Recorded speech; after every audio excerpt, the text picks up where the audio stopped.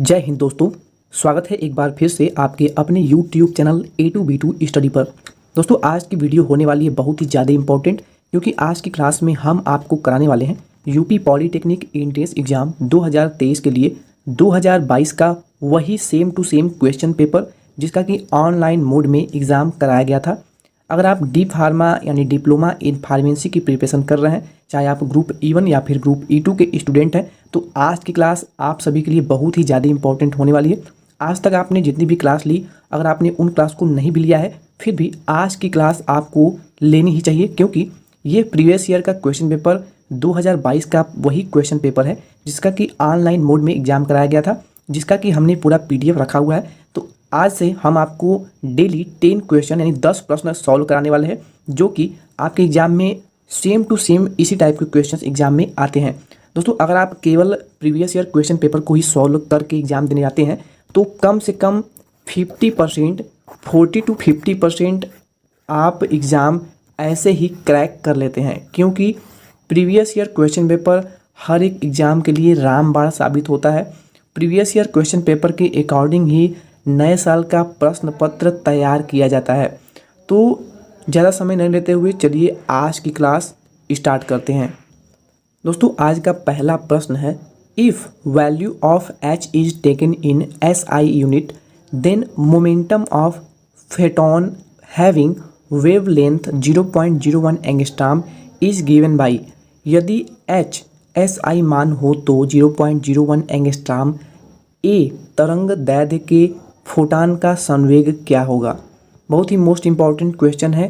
पहला प्रश्न आपका यही था 2022 का जो क्वेश्चन पेपर था, इसमें पहला प्रश्न आपका सेम टू सेम यही है।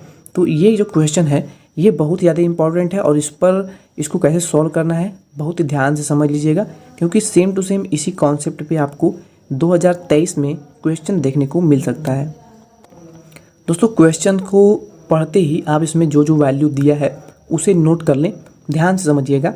यहाँ पर जो H दिख रहा है आपको ना, H जो है वो प्लांक नियतांक कहलाता है। H का कभी कभी सीधे वैल्यू पूछ लिया जाता है, और ऑब्जेक्टिव टाइप क्वेश्चन में आपको 4 ऑप्शन भी दे दिए जाएंगे। तो H का जो वैल्यू है वो आपको सीधे याद होना चाहिए। अगर आप एंट्रेंस एग्जाम की प्रिपरेशन कर रहे हैं तो ये आपको ज़रूर पता होना चाहिए। H जो है वो प्लांक नियतांक है। प्लांक नियतांक का जो मान होता है वो 6.62 इंटू 10⁻⁻34 के बराबर होता है। तो ये वैल्यू आप बिल्कुल नोट कर लीजिए, याद कर लीजिए, ठीक है। चलिए इस क्वेश्चन को सॉल्व करते हैं। आपको 4 ऑप्शन भी दिख रहे होंगे। 10⁻² इंटू H जो है वो प्लांक नियतांक है। तो इस वैल्यू को ज्ञात करने के लिए आप एक फार्मूला जानते होंगे। यहाँ पर आपको ज्ञात करना है फोटान का संवेग। फोटान के संवेग को हम P से लिखते हैं। आप एक फार्मूला जानते होंगे, P = H/λ। P = H/λ। इसी फार्मूले पे इसको हम सॉल्व करने वाले हैं। दोस्तों P = H/λ पर इसको हम सॉल्व करेंगे तो P हमें ज्ञात ही करना है। H का जो मान है वो हमने आपको बता दिया है क्या होता है, पर यहाँ पे आपको H मल्टीप्लाई के रूप में दिया है ऑलरेडी, इसलिए हम H का मान यहाँ पे नहीं रखेंगे। हम यहाँ पे रखेंगे H, और बाई लैम्डा का मान जो है दिया है 0.01 एंगस्ट्रॉम। इसको मीटर में चेंज करने के लिए, यानी एक एंगस्ट्रॉम जो होता है वो 10⁻⁻10 के मीटर के बराबर होता है। एक एंगस्ट्रॉम बराबर 10⁻⁻10 मीटर के बराबर होता है। ये वैल्यू तो आपको पता ही होगा, मैंने पिछली वीडियो में बता रखा है। 10⁻⁻10 मीटर के बराबर होता है एक एंगस्ट्रॉम बराबर। ये वैल्यू आप याद रखिएगा। इसीलिए इस 0.01 एंगस्ट्रॉम को मीटर में चेंज करने के लिए इंटू में 10⁻⁻10 यहाँ पे मीटर हम लिख लेते हैं। बस इसको आगे सॉल्व करेंगे तो देखिए P = आपका हो जाएगा, यहाँ पर 0.01 है तो हम 0.01 को हम कुछ इस प्रकार लिख सकते हैं 1/100। क्या हम ऐसे इसे लिख सकते हैं? आप कहेंगे सर बिल्कुल सही लिख सकते हैं। इसीलिए यहाँ पर 10⁻² हो जाएगा। जैसे हम 1/100 को 10⁻² भी तो लिख सकते हैं।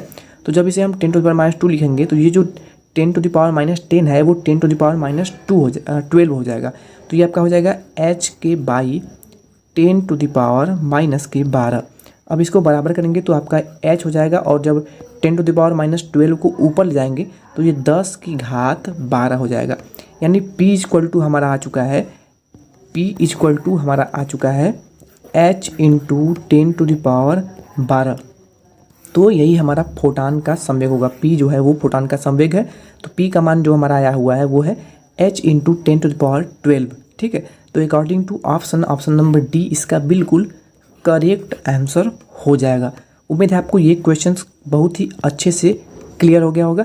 फार्मूला नोट याद रखिएगा। और हाँ, ये चैप्टर अभी हमने कराया नहीं है, तो फिजिक्स के क्लास में इस चैप्टर को कराते समय हम आपको इसके और भी डिटेल में क्वेश्चन सॉल्व करा देंगे।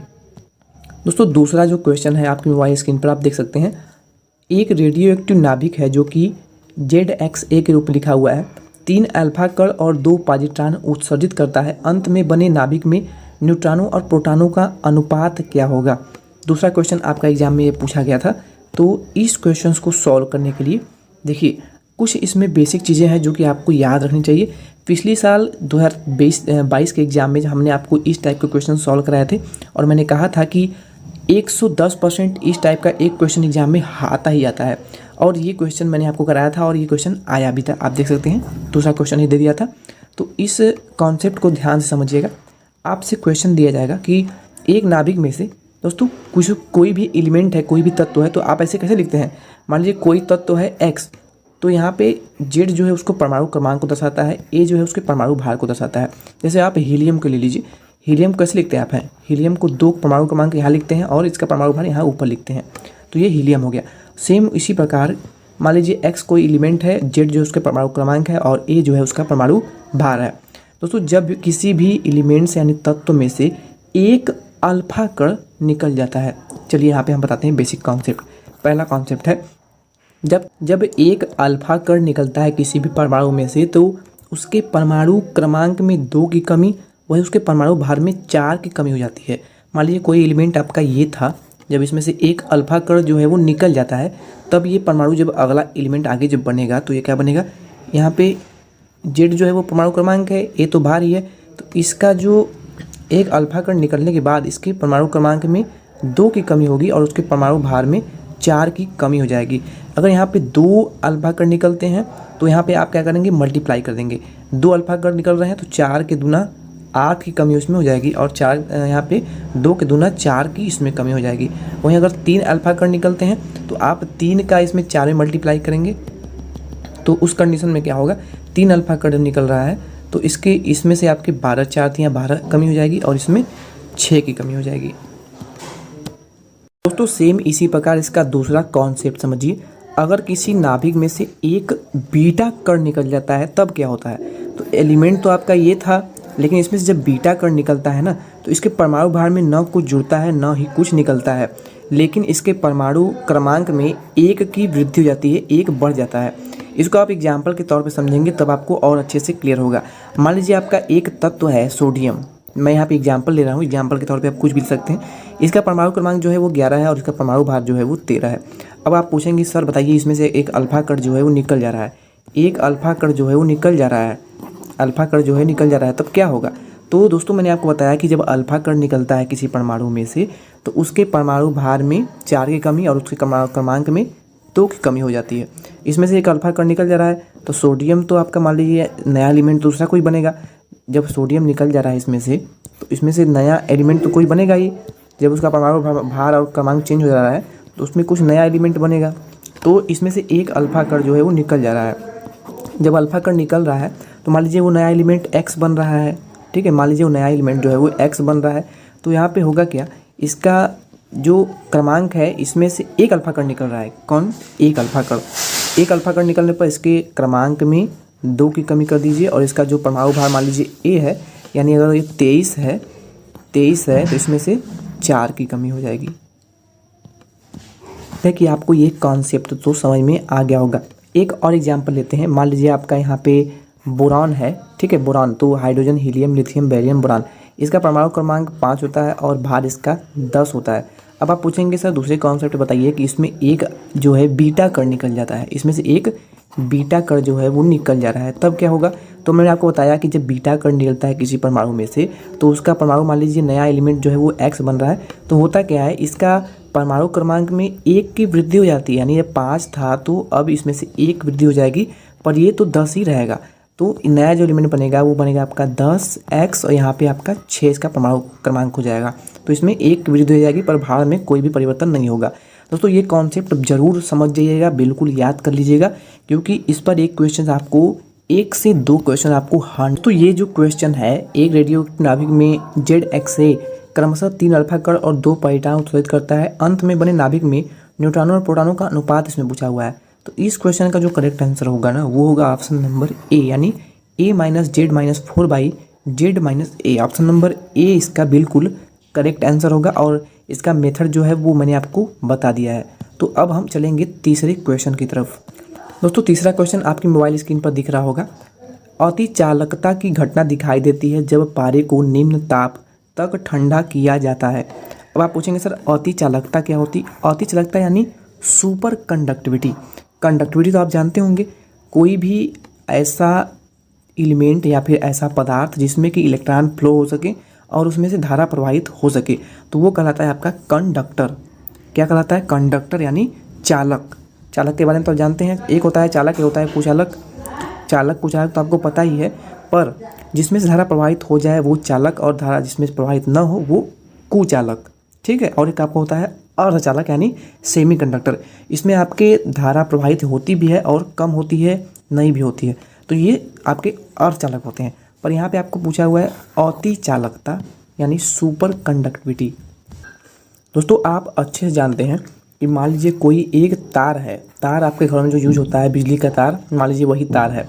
इसमें अगर आप करंट धारा प्रवाहित करते हैं तो मान लीजिए इसमें आप 1 एम्पियर की धारा प्रवाहित कर रहे हैं, 1 एम्पियर की इसमें आप धारा प्रवाहित कर रहे हैं, तो इस तार में कुछ तो इसका रेजिस्टेंस होगा, कुछ तो इसका प्रतिरोध होगा। मान लीजिए आपको यहाँ पर 0.5 एम्पियर ही मिल रहा है, तो मान लीजिए कुछ इसका रेजिस्टेंस होगा, तभी तो यहाँ पे 0.5 एम्पियर मिल रहा है। लेकिन ऐसी स्थिति कि आप 1 एम्पियर की धारा दे रहे हैं और यहाँ पे रेजिस्टेंस जो है वो बहुत कम है या फिर न के बराबर है, और आपको यहाँ पर 1 एम्पियर ही करंट मिल जा रहा है, तो ये घटना यानी उस तार का ऐसा लक्षण कि उसमें रेजिस्टेंस का मान बहुत कम या फिर न के बराबर है, तो इसी घटना को हम कहते हैं अति चालकता यानी सुपर कंडक्टिविटी। यानी कंडक्टिविटी यानी चालकता का मान बहुत ही ज़्यादा उसमें है, वो बहुत ही अच्छा चालक भी कहा जा सकता है। तो उम्मीद है आप समझ गए होंगे। अति चालकता की घटना दिखाई देती है जब पारे को निम्न ताप तक ठंडा किया जाता है। तो पारा यानी जिसको कि Hg के रूप में लिखा जाता है, इसका इलेक्ट्रॉनिक सिंबल होता है केमिकल रूप में। तो पारे को अगर हम 4.2 केल्विन तापमान तक, 4.2 केल्विन तापमान तक अगर हम पारे को ठंडा करते हैं, क्या करते हैं? ठंडा करते हैं, तो इसमें सुपर कंडक्टिविटी की जो घटना है वो दिखाई देने लगेगी। ठीक है। तो क्वेश्चन नंबर तीसरा का जो करेक्ट आंसर है वो होगा ऑप्शन नंबर बी। दोस्तों मैं आपको हर एक क्वेश्चन बहुत ही समय से लेकर के अच्छे समझाना प्रयास कर रहा हूँ, क्योंकि ये प्रीवियस ईयर का क्वेश्चन पेपर है और इसी पैटर्न पर आपको 2023 में क्वेश्चंस देखने को मिलने वाला है। आपका अगला चौथा प्रश्न है, 2 तरंगों की तीव्रताओं का अनुपात जो है वो 1:16 है, उनके आयामों का अनुपात क्या होगा? आयामों का अनुपात क्या होगा? सेम इसी कॉन्सेप्ट पे आपको 100% क्वेश्चन जो एग्जाम में देखने को मिलने वाला है, 2023 का क्वेश्चन पेपर आप देख लीजिएगा। तो चलिए इसको हम सॉल्व करते हैं। दोस्तों इसको सॉल्व करने के लिए आपको चाहिए एक फार्मूला, और फार्मूला मैंने आपको कई बार बता रखा है। फार्मूला कुछ इस प्रकार है, A1/A2। ए क्या है? आपका आयामों का अनुपात है। तो A1/A2 इक्वल टू आपका होता है इन द रूट यानी कड़ी में I1/I2। आई क्या है? तो ये आपकी तरंग की तीव्रताएं हैं। ठीक है। तो इसी फार्मूले पे इसको हम सॉल्व करेंगे। तो यहाँ पे हम थोड़ा कलर चेंज कर लेते हैं ताकि आपको अच्छे समझ में आए। यहाँ पे A1/A2 तो आपको ज्ञात करना है, आयामों का अनुपात तो आपको ज्ञात करना है, बराबर I1/I2 का मान आपको दिया है कितना? 1/16। तो कड़ी लगाइए और लिखिए 1/16। दोस्तों ध्यान दीजिएगा, आपको यहाँ पर तो उनके आयामों का अनुपात पूछा हुआ है, आपको उनकी तीव्रताओं का अनुपात भी पूछ जा सकता है। आपको आयामों का अनुपात दे देगा और तीव्रताओं का अनुपात पूछ देगा, तो लेकिन यहाँ पर तो तीव्रताओं का अनुपात तो दिया है, तो आप इस फार्मूले को याद रखिएगा, आप क्वेश्चन को सॉल्व कर पाएंगे। ठीक है। तो यहाँ पर A1/A2 equal to in the root 1/16 हमने कर लिया है। जब इसे कड़ी से बाहर निकालेंगे तो A1/A2 इक्वल टू आपका हो जाएगा 1/4। ठीक है। तो यही 1/4 आपका करेक्ट आंसर होगा, इनकी आयामों का अनुपात। तो 1/4 देख रहे हैं ऑप्शन नंबर बी में, तो ऑप्शन नंबर बी इसका बिल्कुल करेक्ट आंसर हो जाएगा। उम्मीद है आपको ये क्वेश्चन काफ़ी अच्छे से क्लियर हो गया होगा। ये क्वेश्चन आपको बहुत ही ज़्यादा इम्पॉर्टेंट है और हर प्रीवियस ईयर क्वेश्चन पेपर में इस कॉन्सेप्ट पे क्वेश्चन पूछा जाता है। मान लीजिए आपको यहाँ पर आपने निकाला 1/4 आपके आयामों का अनुपात, यानी A1/A2 आपका आया है कितना, 1/4। लेकिन अगर आपसे पूछ दिया जाए कि बताइए तीव्रताओं का अनुपात क्या होगा, तो तीव्रताओं का अनुपात इसे तो आपने रूट में किया है, इक्वल टू आपका हो जाएगा I1/I2। अब इसे आप कैसे ज्ञात करेंगे, तो आप कहेंगे सर दोनों पक्षों का वर्ग कर दीजिए। जी हाँ, बिल्कुल सही बताया आपने। तो यहाँ पे हो जाएगा आपका I1² इक्वल टू, यहाँ पे आपका रूट जो है वो हट जाएगा, तो हो जाएगा 1/4। क्या हो जाएगा, 1 यहाँ पे 4 हो जाएगा। यहाँ पे हम 4 लिख देते हैं, ओके। लेकिन यहाँ पे स्क्वायर है, तो इसीलिए जब हम इसको स्क्वायर करेंगे इधर के पक्षों को, तो 1/16 हो जाएगा, जो कि आपके आ जाएगा तीव्रताओं का अनुपात। ठीक है, तो अब हम चलते हैं अगले प्रश्न पे। 5वें प्रश्न देख लेते हैं। आपका 5वां प्रश्न है, time taken by light beam to cross a nucleus of size 3.6 fermi is. प्रकाश किरण को एक 3.6 फर्मी आकार के नाभिक को पार करने में लगने वाला समय बताइए। तो इस क्वेश्चन का यानी 5वां नंबर जो क्वेश्चन है, इसका करेक्ट आंसर होगा ऑप्शन नंबर डी, यानी 1.2 × 10⁻23 सेकेंड, यानी ऐसे यहाँ पे लिखा हुआ है, तो ये सेकेंड को दर्शाता है। अब प्रश्न है कि प्रकाश किरण जो है वो एक फर्मी आकार के नाभिक को पार करने में समय को पूछा जा रहा है। तो इस क्वेश्चन को कैसे सॉल्व करेंगे दोस्तों, ये जो क्वेश्चन है इसको हम देख लेते हैं नेक्स्ट वीडियो में, क्योंकि इसमें थोड़ा सा डाउट हमें है, ये क्वेश्चन में थोड़ा हमको लग रहा है मिस्टेक है। तो इसका जो अभी तो करेक्ट आंसर है वो तो ऑप्शन नंबर डी यहाँ पे दिया हुआ है, पर इसको हम नेक्स्ट वीडियो में आपको बता देंगे सॉल्व करके। यहाँ पे हमें क्वेश्चन में थोड़ा डाउट लग रहा है, ठीक है। तो चलिए नेक्स्ट वीडियो में इसको सॉल्व करेंगे। अभी हम देख लेते हैं आगे का प्रश्न जो है। दोस्तों, इस प्रश्न में उच्चतम बिंदु पर वेग आपको पूछा हुआ है। तो आप जानते हैं, मान लीजिए क्षैतिज कोई तल है, आप यहाँ पर खड़े हैं, आप किसी वस्तु आपको हाथ में लेते हैं, मान लीजिए वो गेंद ही है, आप इस गेंद को ऐसे ऊपर फेंकते हैं। अब मान लीजिए गेंद यहाँ पर गया, ये इसका उच्चतम बिंदु है, इसके बाद ये नीचे आने लगता है, इस प्रकार ये नीचे आने लगता है। तो यहाँ पर जब ये नीचे आने लगता है तो इस पर विपरीत दिशा में एक गुरुत्वाकर्षण बल लगता है, जो कि पृथ्वी अपनी ओर किसी वस्तु को खींचती है, ठीक है। तो यहाँ पर आपको पूछा हुआ है कि एक प्रक्षेप पर उसका वेग जो है वो v = 3i + 4j मीटर/सेकेंड है। उच्चतम बिंदु पर इसका वेग क्या होगा। अब प्रक्षेप का जो वेग है वो तो दिया है 3i + 4j कैप मीटर/सेकेंड में, लेकिन उच्चतम बिंदु पर इसका वेग क्या होगा। दोस्तों, आपको मैंने पिछली वीडियो में जब हमने प्रक्षेप का चैप्टर पढ़ा हुआ था, गति यानी मोशन के चैप्टर में, तो आपको बताया था कि क्षैतिज की अवस्था में जो प्रक्षेप होता है उसका वेग पर कोई भी परिवर्तन नहीं होता है, अर्थात वो एक समान होता है। क्या होता है, एक समान होता है। लेकिन यहाँ पर तो आपको पूछा हुआ है कि प्रक्षेप का जो वेग है वो उच्चतम बिंदु पर क्या होगा, उच्चतम बिंदु पर इसका वेग क्या होगा। तो क्योंकि ये क्षैतिज अवस्था में 4g जो है वो समान रहता है, इसीलिए उच्चतम बिंदु पर इसका जो ऊर्ध्वाधर वेग होगा वो आपका 3 के बराबर होगा, यानी 3i कैप होगा। लेकिन जो वेग है इसको हम मीटर/सेकेंड में डिनोट करते हैं, इसलिए 3 मीटर/सेकेंड होगा। अब आप पूछेंगे सर ये 4 क्यों नहीं होगा, 4j क्यों नहीं होगा। तो मैंने आपको पहले ही बता दिया है कि क्षैतिज अवस्था में जो प्रक्षेप का वेग होता है वो समान रहता है और वो निम्नतम बिंदु पर ही होता है।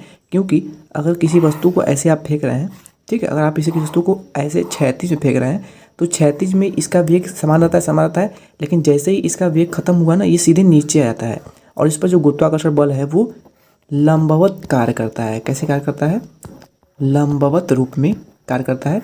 जब किसी क्षैतिज अवस्था में किसी वस्तु को फेंका जाता है तो क्षैतिज अवस्था में उस पर जो गुरुत्वाकर्षण बल होता है वो लंबवत कार्य करता है। ये आपको याद रखना है। ये क्वेश्चन हो सकता है कि 2022 में यही क्वेश्चन पूछ लिया जाए कि क्षैतिज अवस्था में किसी वस्तु पर जो बल लगता है, प्रक्षेप पे बल, वो किस दिशा में लगता है, गुरुत्वाकर्षण बल। तो गुरुत्वाकर्षण लंबवत गति लगता है, ओके। तो इसीलिए यहाँ पे 4 नहीं होगा आपका, क्योंकि वो समान रहता है, इसलिए यहाँ पे 3 मीटर/सेकेंड इसका करेक्ट आंसर होगा। ऑप्शन नंबर ए दिख रहे हैं ना, यही इसका करेक्ट आंसर होगा। उम्मीद है आपको समझ में आ गया होगा कॉन्सेप्ट मैं जो बताना चाह रहा हूँ। याद यस इतना आपको रखना है कि उच्चतम बिंदु पर जब वेग पूछे तो यहाँ पे 4j वाले वैल्यू को, मतलब यहाँ पे जो j की वैल्यू है इसको हम एक समान मानते हैं, इसलिए इस वैल्यू को छोड़ते हुए उच्चतम बिंदु पर, यानी जो ये बिंदु हुआ, ये मैक्सिमम बिंदु जिसके बाद गेंद वापस नीचे आने लगता है, इस बिंदु को पूछा होता है। इसके बाद आपका 7वां नंबर क्वेश्चन पूछा हुआ है कि किसका प्रतिरोध सेल का आंतरिक प्रतिरोध है। Whose resistance is the internal resistance of a cell. यहाँ पे क्वेश्चन बहुत ही ज़्यादा इंपॉर्टेंट है। क्या है कि किसका प्रतिरोध सेल का आंतरिक प्रतिरोध है, यानी ऐसा किसका प्रतिरोध है, कौन सा प्रतिरोध है जो कि सेल का आंतरिक प्रतिरोध कहलाता है। तो क्या वो बर्तन होगा? बिल्कुल नहीं होगा।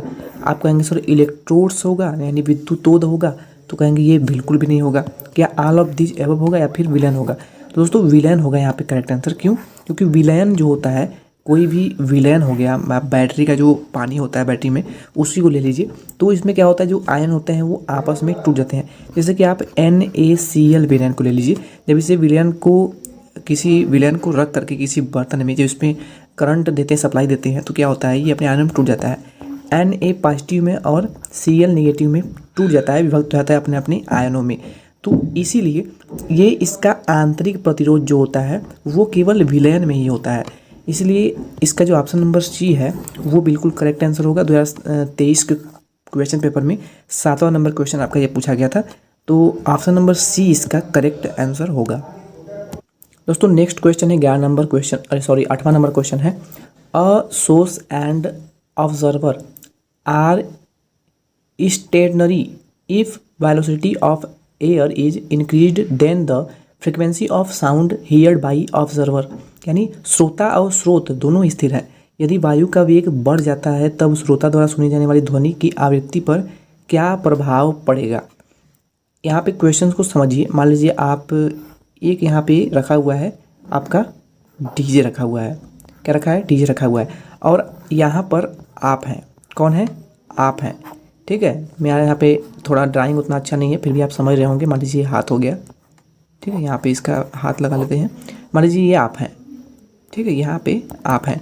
अब यहाँ पे डीजे बज रहा है, तो आप मान लीजिए यहाँ पर स्थिर हैं, यहाँ पर आप जो हैं वो स्थिर हैं। आप क्या हैं? आप चल नहीं रहे हैं, आप स्थिर हैं। मान लीजिए यहाँ पे आप बैठे हुए हैं और चाय नाश्ता कर रहे हैं, यहाँ पे आप स्थिर हैं। और यहाँ पे जो डीजे सोर्स है, जो साउंड है, वो भी स्थिर है।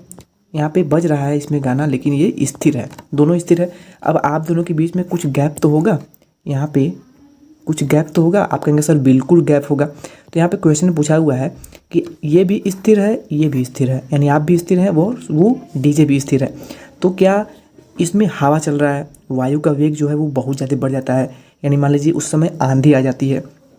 तो क्वेश्चन ये पूछा जा रहा है कि उस समय श्रोता द्वारा सुनी जाने वाली ध्वनि की आवृत्ति बढ़ जाएगी, क्या उसकी फ्रिक्वेंसी वो जो है वो बढ़ जाएगी।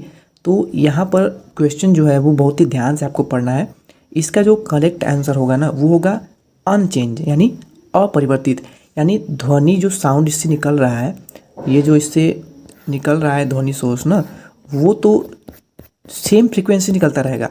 हवा मान लीजिए आपको इधर से हवा आया, इसको हवा इधर से चल रहा है, तो ध्वनि जो यहाँ पर व्यक्ति बैठा होगा उसे तेज सुनाई देगा। वही अगर वायु इधर से चल रहा है, मान लीजिए वायु इस साइड से चल रहा है, तो यहाँ पर जो व्यक्ति बैठा हुआ उसको कभी कभी रह करके जो ध्वनि है वो तेज सुनाई देगा। और इसमें जो साउंड है, जो डीजे है, इसकी फ्रीक्वेंसी नहीं बदलेगी, बल्कि हवा जो है वो उसके ध्वनि को आपकी हवा के साथ इधर उधर ले जाती है, पर उसकी फ्रीक्वेंसी जो है, उसकी जो आवृत्ति है वो एक समान बनी रहती है, उस पर कोई भी प्रभाव नहीं पड़ता है। हवा से उसकी फ्रीक्वेंसी से क्या मतलब है। तो उम्मीद है आप समझ गए होंगे। यहाँ पर ऑप्शन नंबर सी लगाएंगे आप, अनचेंज यानी अपरिवर्तित। ठीक है, तो ऑप्शन नंबर सी इसका बिल्कुल करेक्ट आंसर होगा। यहाँ पे देखिए जो स्टूडेंट था जिसका कि ये पेपर है, उसने डी लगाया हुआ था। डी यानी वायु की दिशा पर निर्भर। तो वायु की दिशा पर निर्भर नहीं है भैया। क्यों नहीं है? वायु किसी ध्वनि की फ्रीक्वेंसी नहीं बदल सकती है। हाँ, उसकी दिशा जो है जिस तरफ भी होगी वायु की, उस साइड अगर कोई व्यक्ति बैठा हुआ है तो उसे जो आवाज़ है वो बढ़ती घटती सुनाई पड़ेगी, लेकिन उससे फ्रीक्वेंसी तो नहीं बदलेगी ना। तो आपको क्वेश्चन यहाँ पे समझना था। तो ऑप्शन नंबर सी यहाँ पे अगर आप लगा के आए होते तो आपका बिल्कुल करेक्ट आंसर होता। नेक्स्ट बहुत ही मोस्ट इंपॉर्टेंट क्वेश्चन है और ये क्वेश्चन बहुत ही आसान भी है। देखिए, during an adiabatic process the pressure of a gas is found to be proportional to the cube of its temperature. The ratio of Cp by Cv for the gas. एक gas के रुद्रोष्म प्रक्रम में gas का दाब gas के ताप के घन के अनुक्रमानुपाती हो जाता है।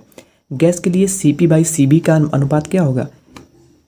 CP/CV का अनुपात आपको इसमें पूछा हुआ है। तो दोस्तों रुद्रोष्ष प्रक्रम में एक गैस के रुद्रोष्ष प्रक्रम में गैस का दाब गैस के ताप के घन के अनुक्रमानुपाती हो जाता है, यानी समानुपाती हो जाता है। गैस के लिए CP/CV का अनुपात क्या होगा? दोस्तों बहुत ही आसान प्रश्न है और आपने इसे अपने 12वीं की कक्षा में भी पढ़ा होगा, अगर आपने पढ़ा है तो। ठीक है, ये क्वेश्चन मैंने आपको कई बार करा भी रखा है, 2022 के क्वेश्चन पेपर में भी करा रखा है, और हाँ 2023 के भी जो क्वेश्चन पेपर है जो आपको मैं क्लास करा रहा हूँ उसमें भी एक क्वेश्चन मैं बता चुका हूँ। तो CP/CV का जो अनुपात है वो रुद्रोष्ष प्रक्रम के लिए गैस के दाब और ताप के घन के अनुक्रमानुपाती हो जाता है। उस कंडीशन में इसका जो अनुपात होता है वो 3/2 के रेशियो में होता है, यानी 3/2 के अनुपात में होता है। ये क्वेश्चन बहुत ही मोस्ट इंपॉर्टेंट है और हाँ बहुत ही आसान भी है। अगर आप ये क्वेश्चन गलत करके आ जाते हैं, आपको अगर नहीं पता है तो बहुत ही अफसोस की बात है, लेकिन अब जान जाइए अभी क्वेश्चन। इसका जो करेक्ट आंसर है वो होगा 3/2 के अनुपात में। ठीक है, 9वां क्वेश्चन आपका है। चलते हैं आज की आखिरी क्वेश्चन की तरफ। अगला प्रश्न है आपका मोबाइल की स्क्रीन पर, the moment of momentum is called. संवेग का आघूर्ण कहलाता है। संवेग का आघूर्ण जो है वो क्या कहलाता है? संवेग का आघूर्ण 10वां क्वेश्चन आपका है। संवेग का आघूर्ण क्या कहलाता है? दोस्तों संवेग का आघूर्ण जो है वो कोणीय संवेग यानी एंगुलर मोमेंटम कहलाता है। संवेग का आघूर्ण आपसे पूछा हुआ है, तो संवेग का आघूर्ण होता है कोणीय संवेग यानी एंगुलर मोमेंटम। बहुत ही आसान प्रश्न था।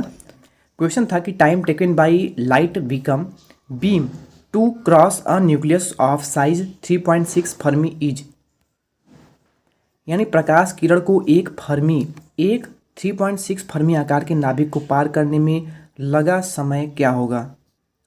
दोस्तों बहुत ही मोस्ट इंपॉर्टेंट क्वेश्चन है और इस टाइप का एक क्वेश्चन आपको एग्जाम में 100% देखने को मिल सकता है, क्योंकि क्वेश्चन जो है रिपीट बहुत अधिक मात्रा में होते हैं।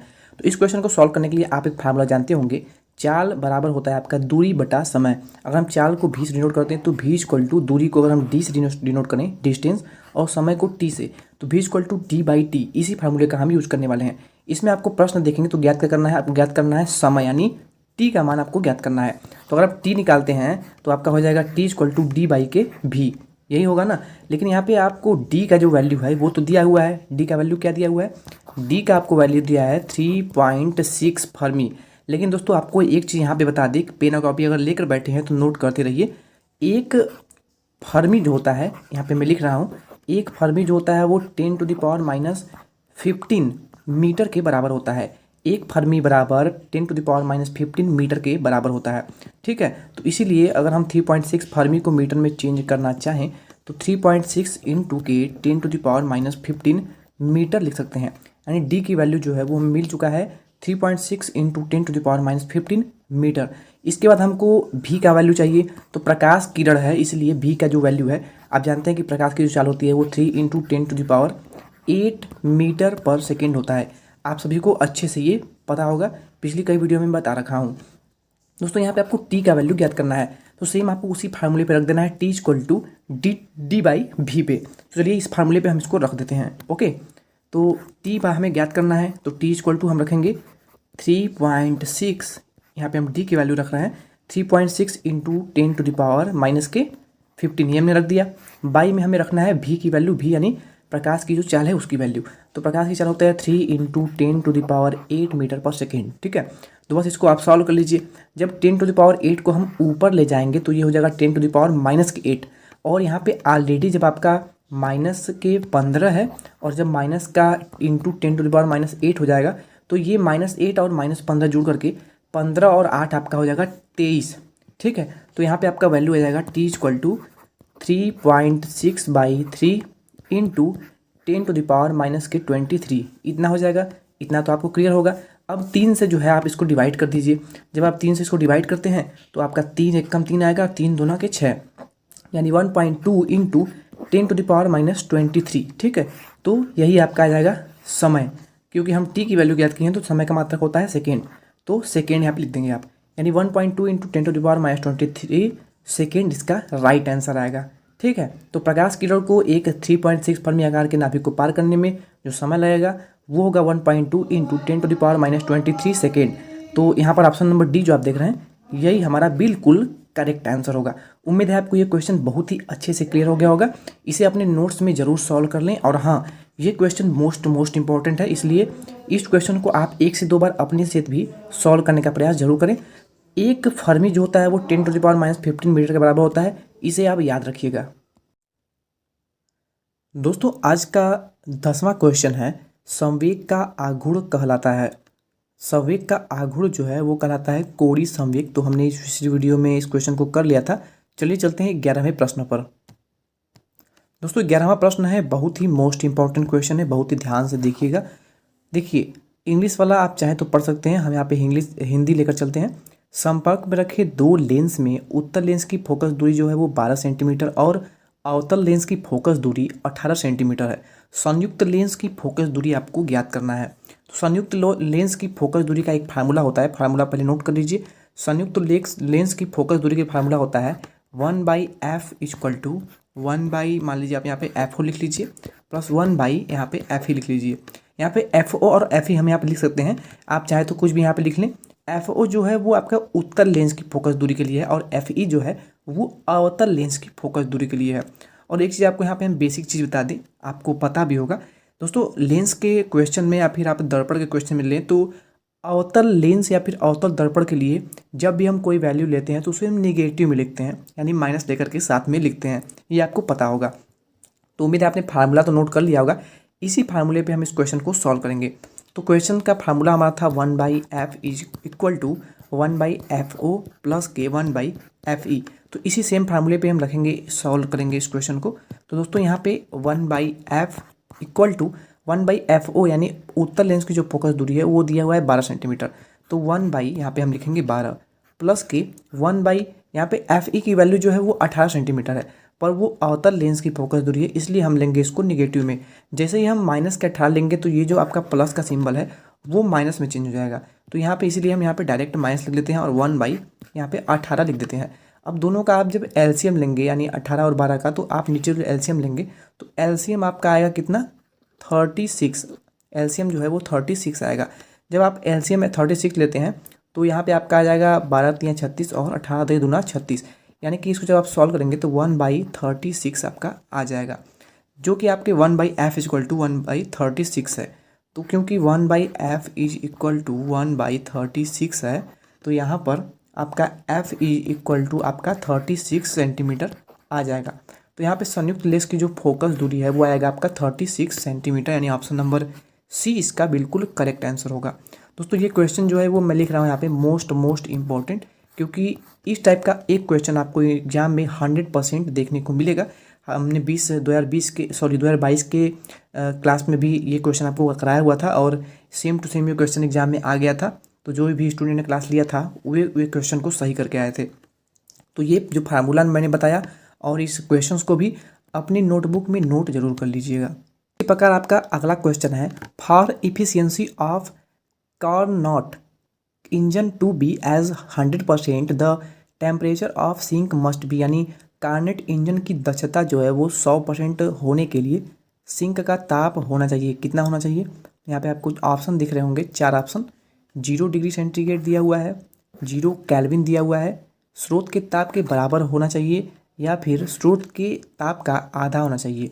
कार्नेट इंजन की दक्षता यानी इफिशियंसी 100% होने के लिए क्या सिंक का ताप क्या होना चाहिए। दोस्तों मोस्ट इंपॉर्टेंट क्वेश्चन है, इस क्वेश्चन को आप नोट कर लीजिए, हो सके तो स्क्रीनशॉट भी ले सकते हैं। कार्नेट इंजन की दक्षता यानी इफिशियंसी 100% होने के लिए सिंक का जो ताप है वो 0 केल्विन के बराबर होना चाहिए। अगर सिंक का तापमान 0 केल्विन है तभी कार्नेट इंजन की दक्षता यानी इफिशियंसी 100% हो सकती है। लेकिन 100% जो है वो कार्नेट इंजन की इफिशियंसी ये पॉसिबल नहीं होता है। और 0 केल्विन तापमान अगर आप कर भी देते हैं तो 100% ही नहीं होता है, लेकिन एवरेज आप मान के चलते हैं कि 100% उसकी इफिशियंसी हो जाएगी अगर सिंक का ताप 0 केल्विन हो जाए। ठीक है, तो इस क्वेश्चन का करेक्ट आंसर होगा option number B. Next question आपका है 14 नंबर क्वेश्चन है और ये भी क्वेश्चन काफ़ी इंपॉर्टेंट है। इस फार्मूले पे जो मैं आपको कराने जा रहा हूँ, इस फार्मूले पे एक क्वेश्चन आपको 100% देखने को मिल सकता है। 2 इक्वल एंड अपोजिट चार्ज यानी आवेश of 2 coulomb 2 micro coulomb are separated by 3 centimetre. Dipole moment of this dipole is. दोस्तों आपको ये सब बेसिक चीज़ें पता होना चाहिए कि माइक्रो कूलाम दिया हुआ है, तो एक 2 माइक्रो कूलाम को आप कूलाम में कैसे चेंज करेंगे, तो इसे आप लिख सकते हैं 2 इंटू 10⁻⁻6 कूलाम लिख सकते हैं। ठीक है, तो ये सब चीज़ आपको पता होना चाहिए। 2 माइक्रो कूलाम के 2 बराबर तथा विपरीत आवेश हैं, 3 सेंटीमीटर दूरी से अलग है। इस द्विध्रुव का विद्युत आघूर्ण आपको ज्ञात करना है। द्विध्रुव आघूर्ण क्या होगा दोस्तों, इस क्वेश्चन को सॉल्व करने के लिए आपको द्विध्रुव आघूर्ण ज्ञात करना है। तो इसका फार्मूला होता है P = 2Q, और यहाँ पे आपका दूरी है तो दूरी को आप L लिखिए, या फिर R भी लिख सकते हैं, या फिर आप X भी लिख सकते हैं। P = 2QL, लेकिन यहाँ पे 2 माइक्रोकूलाम के 2 बराबर आवेश हैं तथा विपरीत आवेश हैं जो कि 3 सेंटीमीटर की दूरी से अलग है। ठीक है, तो इसको सॉल्व करने से पहले जो है 3 सेंटीमीटर दिया है, इसको आप मीटर में चेंज कर लेंगे। तो 3 सेंटीमीटर है, इसको अगर आप मीटर में चेंज करना चाहें तो 3 सेंटीमीटर में अगर आप 100 से भाग देते हैं तो आप लिखेंगे इसे 3 × 10⁻⁻2 मीटर हो जाएगा ये। ठीक है, मीटर में इसको चेंज कर लेंगे तो ये आपका मीटर में वैल्यू आ गया। और 2 माइक्रोकूलाम के 2 बराबर तथा विपरीत आवेश हैं, तो इसको आप आगे सॉल्व करिए। तो इसको जब आप आगे सॉल्व करेंगे तो इसका यहाँ पे आप वैल्यू सबका रख दीजिएगा, जो वैल्यू दिया हुआ है उसको रख दीजिए, आपका जो करेक्ट आंसर है वो आ जाएगा। तो दोस्तों इसमें आप वैल्यू जो है उसको रख लीजिएगा, यानी P = यहाँ पे Q × RX, या फिर D भी लिख सकते हैं, यहाँ पे दूरी है तो इस फार्मूले पे आप वैल्यू को रख दीजिएगा, आपका जो करेक्ट आंसर है वो आ जाएगा करेक्ट आंसर। तो इस क्वेश्चंस का जो ऑप्शन है, ऑप्शन नंबर बी जो है वो बिल्कुल करेक्ट आंसर होगा। लेकिन यहाँ पर जो दिया है आपका 6 × 10⁻18 ना, ये ऑप्शन ही गलत दिया हुआ है। यहाँ पर 6 × 10⁻8 जो है वो हमारा करेक्ट आंसर आएगा। जैसा कि मैंने आपको फार्मूला बताया कि आपका फार्मूला जो है वो P = Q × D पर ही सॉल्व होगा। तो Q का जो मान है वो 2 है, 2 × 10⁻6 रखेंगे हम, क्योंकि वे माइक्रोकूलॉन में है। इंटू D का जो वैल्यू है वो कितना है, 3 सेंटीमीटर। तो जब आप इसको सॉल्व करेंगे तो 2 और 3 का मल्टीप्लाई करेंगे तो आपका 6 हो जाएगा, और 6 × 10⁻6, क्योंकि ये 3 सेंटीमीटर में है, इसको आप मीटर में चेंज किए होंगे तो यहाँ पर इंटू में 10⁻2 का मल्टीप्लाई हो जाएगा, जिससे कि ये 10⁻6 जो है वो 10⁻8 हो जाएगा। ठीक है, तो 6 × 10⁻8 हमारा करेक्ट आंसर होगा, क्योंकि यहाँ इन्होंने क्वेश्चंस का ऑप्शन ही गलत दिया हुआ था, तो इस पर छात्र कंफ्यूज ही होंगे, और ऑप्शन नंबर 20 का करेक्ट आंसर होगा। आएंगे 15वें नंबर क्वेश्चन पे। या 15 नंबर क्वेश्चन ये है कि यदि एक वृत्ताकार काट के तार को बैटरी से जोड़ा जाता है तो वृत्त के केंद्र पर उत्पन्न चुंबकीय क्षेत्र है। यदि एक वृत्ताकार काट के तार को, यानी एक तार है जो कि वृत्ताकार रूप में है, उसको बैटरी से जोड़ा जाता है तार को, तो वृत्त के केंद्र पर, यानी यहाँ पे समझने का प्रयास करिए, एक वायर है। ठीक है, एक वायर है, इसको आप यहाँ पे बैटरी जोड़ दिए हैं, यानी एक पॉजिटिव टर्मिनल जोड़ दिए हैं, एक नेगेटिव से यहाँ पे सप्लाई अपने दे दिया है वायर से। ठीक है, वृत्ताकार ये वायर है, इसके केंद्र पर पूछा हुआ है, यानी इस बिंदु पर, यानी इसका केंद्र तो यही हुआ ना, तो इसके केंद्र पर उत्पन्न चुंबकीय क्षेत्र जो है वो कैसा होगा, या फिर कैसा है, यहाँ पे पूछा हुआ है। ठीक है, तो जल्दी से इसका करेक्ट आंसर बताइए दोस्तों। इसका करेक्ट आंसर जो होगा ना, यानी वृत्त जो है बना हुआ तार के द्वारा, तो उसके केंद्र पर जो चुंबकीय क्षेत्र होगा वो होगा आपका 0 होगा, यानी 0 होगा। ठीक है, तो इस क्वेश्चन को आप जरूर समझ गए होंगे। ऑप्शन नंबर ए इसका बिल्कुल करेक्ट आंसर होगा 15 नंबर क्वेश्चन का। तो अब हम चलते हैं अगले क्वेश्चन पर। दोस्तों अगला बहुत ही मोस्ट इंपॉर्टेंट क्वेश्चन ये भी है, और हर क्वेश्चन में मोस्ट इंपॉर्टेंट इसलिए बोल रहा हूँ क्योंकि ये सभी प्रीवियस ईयर पेपर के क्वेश्चन हैं, और हर एक क्वेश्चन अपने आप में रामबाण है, क्योंकि कोई भी क्वेश्चन रिपीट हो सकता है अगले आने वाले एग्जाम में। इसलिए किसी भी क्वेश्चन को आप हल्के में न लें, हर एक क्वेश्चन को ध्यान से समझिए, नोट्स प्रॉपर बनाइए और उस पर रिवीजन आप जरूर करिए। 2 bulbs of 200 watt and 100 watt having same voltage have resistance R1 and R2, then आपको ज्ञात करना इसमें है एक ही वोल्टता, यानी समान वोल्टता के 200 वाट और 100 वाट के बल्बों के प्रतिरोध जो है वो R1 व R2 है। तब आपको ज्ञात करना है इनमें से चारों ऑप्शन में से कौन सा ऑप्शन जो है वो सही होगा। बहुत ही ध्यान समझिएगा, इस क्वेश्चन से आपके कई सारे क्वेश्चन जो है वो आप सॉल्व कर पाएंगे। अगर इससे डिफरेंट भी क्वेश्चन आता है तो आप सॉल्व कर पाएंगे। सबसे पहले आप कुछ फार्मूले में बता रहा हूँ जिसको आप नोट कर लीजिए। जैसे कि पहला फार्मूला आपका हो जाएगा P = V × I। यहाँ पे P जो है वो आपका शक्ति यानी पावर है, V जो है वो वोल्टेज है, और I जो है वो करंट है। ठीक है, इस फार्मूले पे आपको क्वेश्चन देगा, पावर दे देगा या फिर वोल्टेज दे देगा, आपको करंट पूछ लिया जाएगा, करंट दे देगा, वोल्टेज दे देगा, आपको पी यानी शक्ति पूछ लेगा। तो डायरेक्ट इस फार्मूले पे वैल्यू रखिएगा और ज्ञात कर लीजिएगा। जैसे आपको क्वेश्चन दे देगा कि वोल्टेज का मान जो है वो 200 वोल्ट है और करंट जो है वो 2 एम्पियर है, शक्ति की मान ज्ञात कीजिए, शक्ति क्या होगी, पावर क्या होगा। तो आप क्या करेंगे, P इक्वल टू वी आई लगाएंगे और V इंटू आई यानी 200 इंटू 2 कर देंगे, आपका वैल्यू आ जाएगा कितना, 400 वाट। P यानी पावर, पावर का मात्रक जो होता है वो वाट होता है, तो 400 वाट आपका आंसर आ जाएगा। पहला फार्मूला आपने नोट कर लिया होगा। उसी प्रकार दूसरा फार्मूला जो कि ओम का नियम भी कहते हैं, ओम का नियम आपका होता है V बराबर आई आर। ये फार्मूला तो आपको पता ही होगा अगर आप इंटरमीडिएट करे हुए हैं तो। तीसरा फार्मूला नोट करिएगा, P बराबर आपका होता है V स्क्वायर बाई आर। इस फार्मूले को भी नोट कर लीजिए। ठीक है, इन 3 फार्मूले को आप अभी के अभी नोट कर लीजिए। मैं बार बार बोल रहा हूँ, इन तीनों पे आपको क्वेश्चन जो है एग्जाम में देखने को मिलेंगे। और आने वाली अगली वीडियोज में हम आपको और भी इंपॉर्टेंट फार्मूले जो है बताते रहेंगे। तो इस क्वेश्चन को सॉल्व कर लेते हैं। आपको दिया हुआ एक ही वोल्ट था कि 200 वाट और 100 वाट के बल्बों के प्रतिरोध R1 व R2 हैं, तो इनमें से कौन सा सही होगा। तो आप इसमें लगाएंगे तीसरा वाला फार्मूला। कौन सा फार्मूला, तीसरा वाला फार्मूला। तीसरा फार्मूला आपका था P बराबर V स्क्वायर बाई के आर। क्यों ये फार्मूला लगाएंगे हम, इसलिए लगाएंगे क्योंकि यहाँ पे आपको P यानी पावर दे दिया हुआ है, V आपको बराबर है यानी V का वैल्यू भी दिया हुआ है, R की वैल्यू आपको R1 व R2 यहाँ पे दिया हुआ है। इसीलिए हम इस फार्मूले का यूज कर रहे हैं, क्योंकि यहाँ पे 2 बल्ब हैं, एक है 200 वाट का, एक है 100 वाट का। इसीलिए यहाँ पे हम वैल्यू जो है वो रखेंगे। यहाँ पे P1 रख लेते हैं, यहाँ पे R1 रख लेते हैं। वोल्टेज जो है वो समान है, इसलिए इसको V स्क्वायर ही रहने दीजिए। इसी प्रकार हम रखेंगे P2 is equal to V square by R2। ठीक है, पहला आपका ये हो गया, दूसरा आपका ये हो गया। इतना तो आपको क्लियर हो गया होगा, इसमें आपको कोई भी डाउट नहीं होगा। अब दोस्तों हम क्या करने वाले हैं, हम यहाँ पे पहले वाला जो वैल्यू है यानी इस वाले से भाग देंगे। क्या करेंगे, भाग देंगे। तो चलिए भाग दे लेते हैं। हम करेंगे P1 बाई के P2 इक्वल टू, यहाँ पे आपका हो जाएगा R2 बाई R1। कैसे होगा R2 बाई R1, क्योंकि यहाँ पे था आपका V स्क्वायर बाई R1। अब हम इसको बटा में यानी डिवाइड करेंगे, V स्क्वायर बाई R2, तो V स्क्वायर से V स्क्वायर तो कैंसिल आउट हो जाएगा।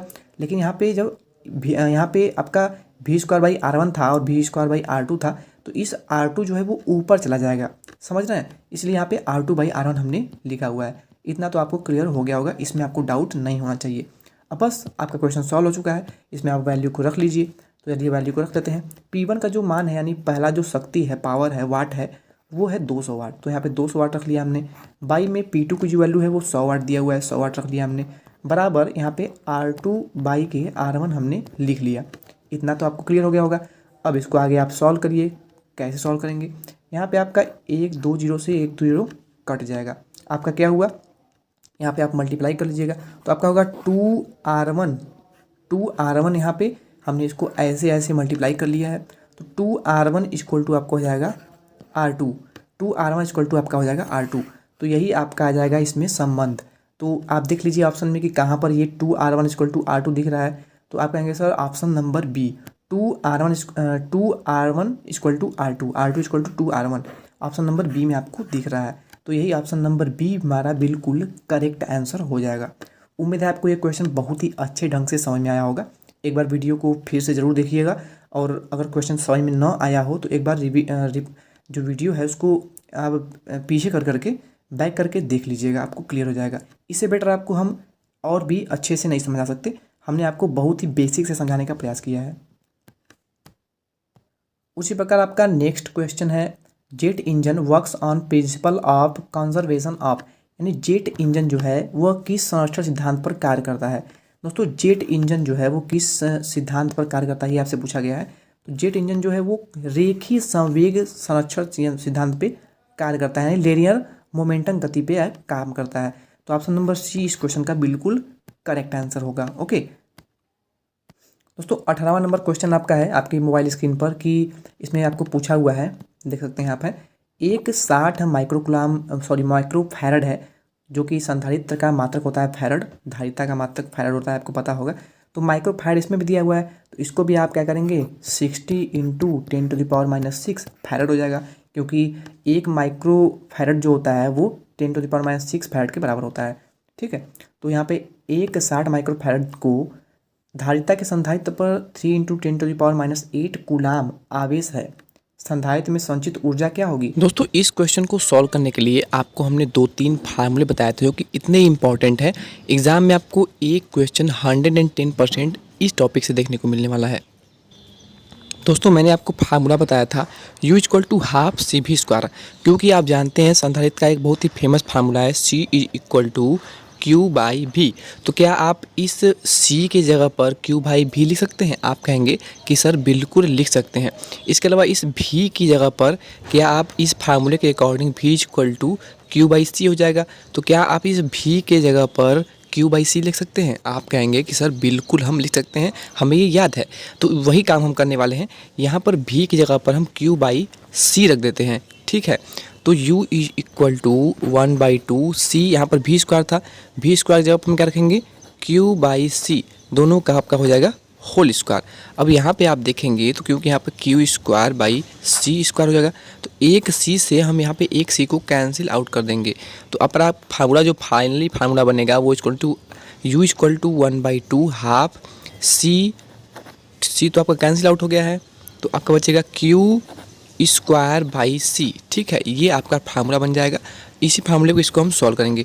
अच्छा, हम यही फार्मूला क्यों यूज़ करेंगे? ये आपके मन में क्वेश्चन आया होगा, हमने ये फार्मूला ही क्यों यूज़ किया? तो हमने ये फार्मूला इसलिए यूज़ किया क्योंकि यहाँ पर Q का मान हमको प्रश्न में दिया गया है 3 × 10⁻⁸ कूलाम। इसके अलावा C यानी संधारित्र का जो मान है वो भी हमें 60 माइक्रोफैरड दिया गया है। इसीलिए हम फार्मूले को उस आधार पर बनाते हैं कि हमारा जो वैल्यू है इसमें पुट अप हो जाए। दोस्तों इसके बाद चलिए हम इसके वैल्यू को रख लेते हैं। U = ½ Q²/C है तो यहाँ पर हम 1/2 तो जैसा कि तैसा रहने देते हैं इंटू Q का मान कितना है तो आप कहेंगे सर 3 × 10⁻⁸ कूलाम है। क्योंकि यहाँ पर Q²/C है तो Q का हम स्क्वायर करेंगे यानी 3 × 10⁻⁸ जो है इसका स्क्वायर करेंगे। जब इसका स्क्वायर करेंगे तो 3 का स्क्वायर करेंगे तो कितना होगा? आप कहेंगे सर 9 होगा। वही 10 × 10⁻⁸ का स्क्वायर करेंगे तो 10 × 16 हो जाएगा। इतने में आपको कोई प्रॉब्लम नहीं होनी चाहिए। अब हम डिवाइड बाई का सिंबल लगाएंगे, C का मान रखेंगे। C का मान क्योंकि 60 माइक्रोफैरड है तो इसको हम माइक्रोफैरड को हम 1 माइक्रोफैरड बराबर 10⁻⁶ मीटर होता है। तो यहाँ पर हम 60 लिखेंगे इंटू 10⁻⁶ लिख देंगे। अब इसी को हमें सॉल्व करना है। हमारा करेक्ट आंसर जो है वो बिल्कुल सही आ जाएगा। कैसे सॉल्व करेंगे? देखिए यहाँ पर 1/2 इंटू 9 है इंटू 10⁻⁻16 है। यहाँ पर जो 2 है उसको अगर हम नीचे भेज दें तो यहाँ पर 120 हो जाएगा, बिल्कुल हो जाएगा, ठीक है। तो हमने क्या किया 9 × 10⁻⁻16 था डिवाइड बाई यहाँ पर 120 होगा, लेकिन हम 120 नहीं लिख रहे हैं, यहाँ पर 120 अब लिखते हैं अगर है ना। तो यहाँ पर 10⁻⁻6 है। अगर हम एक जीरो को इसमें भेज दें तो यहाँ पर 10⁻⁵ हो जाएगा। आप कहेंगे सर बिल्कुल हो जाएगा। तो यहाँ पर हमने क्या किया इंटू में 10⁻⁵ कर दिया। इस 10⁻⁵ को अगर हम ऊपर भेज दें तो इसमें से वो घट जाएगा, ठीक है। इसमें आपको कोई प्रॉब्लम नहीं होगी। जब इसमें से 10⁻⁵ जब घट जाएगा तो आपका वैल्यू जो बचेगा वो केवल और केवल 10⁻⁻11 ही बचेगा, ठीक है। तो यहाँ पे हम इसको डायरेक्ट लिख लेते हैं 9 × 10⁻⁻11 डिवाइड बाई यहाँ पे होगा आपका कितना 12 हो जाएगा, ठीक है। अब ऊपर नीचे जो वैल्यू कट रहा है उसको हम काट लेते हैं, ठीक है। इसमें आपको कोई प्रॉब्लम नहीं होनी चाहिए। लेकिन ऊपर जो नीचे वैल्यू कट जाए इससे पहले क्या करें, ऊपर वाला जो वैल्यू वो छोटा है और नीचे वाला वैल्यू जो है वो बड़ा है। तो हम ऊपर नीचे 10 से मल्टीप्लाई कर लेते हैं। जब मल्टीप्लाई करेंगे तो आपका क्या हो जाएगा, यहाँ पर आपका 90 हो जाएगा और यहाँ पे आपका 120 हो जाएगा। लेकिन हम 120 नहीं लिख रहे हैं, हम 12 × 10 लिख सकते हैं। और इस 10 को हम भेज रहे हैं ऊपर, 10 को हम भेज रहे हैं ऊपर। तो 10 जब ऊपर भेजेंगे तो माइनस हो जाएगा, यहाँ पर -12 आपका हो जाएगा। अब इसको हम आसानी से सॉल्व कर सकते हैं। 90 को हमें 12 से काटना है, ठीक है। 90 को हमें 12 से काटना है। जब आप डिवाइड करेंगे तो कितना आएगा 12 × 7 = 84। आपका 6 जो है शेषफल बचेगा। यहाँ पर हम पॉइंट लगाएंगे, एक जीरो बढ़ा लेंगे। 12 × 5 = 60 यानी 7.5 इंटू में हमारा लास्ट में 10⁻⁻12 जो है वो बचा ही हुआ था। तो यहाँ पर अकॉर्डिंग टू क्वेश्चन यहाँ पर आपको पूछा गया था संचित ऊर्जा, तो ऊर्जा का मात्रा क्या होता है जूल। तो 7.5 × 10⁻12 जूल, यही हमारा इस क्वेश्चन का ऑप्शन नंबर डी जो है वो बिल्कुल करेक्ट आंसर होगा। दोस्तों हमने यहाँ पे केवल क्वेश्चन के फार्मूले में मैंने केवल वैल्यू पुट किया और उसको आसानी से सॉल्व करता गया। ठीक है, सॉल्व करना तो आप सभी को क्वेश्चन बहुत ही अच्छे से आता होगा। हाँ, लेकिन हमने यहाँ पे सॉल्व करने का तरीका जो है वो इसको आसानी से सॉल्व किया जा सके, इसको हमने कई तरह से वैल्यू को पुटअप किया, लेकिन आप इसको आसानी से भी सॉल्व कर सकते हैं। आपका आंसर जो है वो वही आएगा, बिल्कुल करेक्ट आ जाएगा। तो उम्मीद है आपको ये क्वेश्चन समझ में आ गया होगा। इस क्वेश्चन को प्लीज़ बता रहा हूँ 2 से 3 बार अवश्य रिवाइज कर लेना एग्ज़ाम देने जाने से पहले, क्योंकि इस टॉपिक से आपको 110% नहीं 200% एक क्वेश्चन जरूर देखने को मिलने वाला है। ओके, नेक्स्ट क्वेश्चन है, एक सरल लोलक का आवर्तकाल जो है वो 2 सेकेंड है। इसकी लंबाई को जब 4 गुनी बढ़ जाती है तब इसका दोलन काल हो जाता है। दोस्तों इस क्वेश्चन को आप समझिएगा, क्योंकि सेम टू सेम क्वेश्चन आपको देखने को मिल सकता है। एक सरल लोलक का जो आवर्तकाल है वो 2 सेकेंड है। अब यहाँ पे आपको क्वेश्चन समझना है कि सरल लोलक का अगर आवर्तकाल 2 सेकेंड है, अगर इसकी लंबाई को हम 4 गुनी कर दें तो क्या होगा, इसका सरल लोलक का जो आवर्तकाल है वो इसका 2 गुना हो जाएगा, यानी जो था उसका 2 गुना हो जाएगा। यानी अगर इसको हम 4 गुना कर दे रहे हैं, ये 2 सेकेंड है तो ये 4 सेकेंड हो जाएगा। अगर ये 4 सेकेंड पहले से ही है, इसको हम 8 गुना कर देते हैं, यानी 4 गुना इसको हम कर देते हैं तो ये 8 हो जाता है। वहीं अगर ये 2 सेकेंड है, इसको हम 4 गुना की जगह 8 गुना कर देते हैं तो ये आपका इसका 3 गुना यानी 6 हो जाएगा, 6 सेकेंड हो जाएगा। ठीक है, तो इसी मेथड पे एक सरल लोलक का आवर्तकाल यहाँ पे 2 सेकेंड है। जब इसकी लंबाई को 4 गुना बढ़ा दी जाती है तो इसका जो दोलन काल होगा वो पहले जो आपका आवर्तकाल था उसका 2 गुना हो जाएगा, यानी 2 सेकेंड था तो ये आपका 4 सेकेंड हो जाएगा। तो अकॉर्डिंग टू इसका ऑप्शन के अकॉर्डिंग ऑप्शन नंबर डी जो है 4 सेकेंड इसका बिल्कुल करेक्ट आंसर हो जाएगा। दोस्तों इस टाइप के क्वेश्चन को सॉल्व करने के लिए आपका फार्मूला होता है। फार्मूला मैं आपको दिखा देता हूँ। फार्मूला होता है T=2π√1/g। जी जो है वो गुरुत्वाकर्षण आपका मान है, गुरुत्वाकर्षण का मान है। तो इस वैल्यू पे इसको आप सॉल्व कर सकते हैं, लेकिन आपको मैं बेसिक मेथड बता रहा हूँ जिसको आप चुटकियों में सॉल्व कर पाएँ। तो जो मैंने आपको बताया तरीका कि अगर उसकी लंबाई 4 गुनी हो जाती है तो इसका जो आवर्तकाल है उसका 2 गुना हो जाता है जो प्रारंभिक में था। ठीक है, तो ये आपको याद रखना है। आप यदि स्पर्श कोण 90 डिग्री हो तो नवचंद्रक की आकृति होगी। मोस्ट इम्पॉर्टेंट क्वेश्चन है, और इस क्वेश्चन को समझने के लिए आपने चांदा देखा होगा जो आप यूज़ करते हैं अपने ड्राइंग वगैरह में। ठीक है, और या फिर कोण एंगल बनाने में आपने देखा होगा, उसका यूज करा होगा। तो जो चांदा होता है ना, कुछ इस प्रकार का होता है, आपने देखा होगा, और इसके बीच में एक 90 डिग्री का एंगल भी बना होता है। तो यहाँ पूछा हुआ है कि यदि स्पर्श कोण 90 डिग्री हो तो नवचंद्रक की आकृति कैसी होगी। तो जब स्पर्श कोण 90 डिग्री यानी बिल्कुल सीध में हो तो आप चांदे को बिल्कुल सीध में रखते हैं, तभी वो 90 डिग्री का एंगल बनाता है। तो इसीलिए यहाँ पे समतल यानी सीधी स्थिति में होगा जब चंद्रक, तभी वो 90 डिग्री का स्पर्श कोण बनाएगा। तो according to question option number A जो दिख रहा है आपको, ये हमारा इस क्वेश्चन का बिल्कुल करेक्ट आंसर होगा। ओके दोस्तों, पहला क्वेश्चन आज की क्लास का होगा, यानी 21 नंबर यानी 21 नंबर क्वेश्चन आपकी मोबाइल स्क्रीन पर आपको दिख रहा होगा। क्वेश्चन है कि एक श्रेणी क्रम में LCR परिपथ में अनुनाद होने पर शक्ति क्षय क्या होगा, यानी पावर लॉस आपको बताना है। श्रेणी क्रम यानी सीरीज में जब एक LCR परिपथ, L क्या होता है, L आपका जो होता है ये होता है इंडक्टर का सिंबल होता है, C जो है वो कैपेसिटर को दर्शाता है, और R जो है R यानी रजिस्टर यानी रजिस्टेंस को दर्शाता है। तो यानी परिपथ में अगर इंडक्टर, कैपेसिटर और रजिस्टेंस परिपथ है जो कि सीरीज में है, तो अनुनाद की स्थिति में उसमें पावर लॉस क्या होगा। तो दोस्तों इसका जो करेक्ट आंसर होगा वो होगा ऑप्शन नंबर सी, यानी I²R, यही होगा आपका पावर लॉस। तो 21 नंबर क्वेश्चन आप देख रहे हैं, इसका करेक्ट होगा आंसर जो होगा वो होगा ऑप्शन नंबर सी। अगला प्रश्न है कि 5 वर्ष अर्ध आयु के पदार्थ का प्रारंभिक द्रव्यमान 15 वर्ष के बाद शेष अविघटित द्रव्यमान क्या होगा।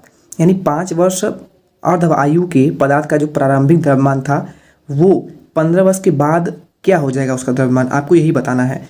दोस्तों एक चीज़ मैं आपको बता दूं कि ये जो क्वेश्चन दिख रहा है आपको अर्ध आयु वाला प्रश्न ना, ये मान लीजिए कि 200% तक आपको ये क्वेश्चन जो है, यानी इस फार्मूले पे सेम टाइप का क्वेश्चन आपको एग्जाम में देखने को मिलेगा ही मिलेगा। और ये आपका 4 नंबर जो है फिक्स मानकर चलिए, ये क्वेश्चन, इस टाइप का क्वेश्चन एक एग्जाम में आता ही आता है। तो कैसे सॉल्व करेंगे इसे।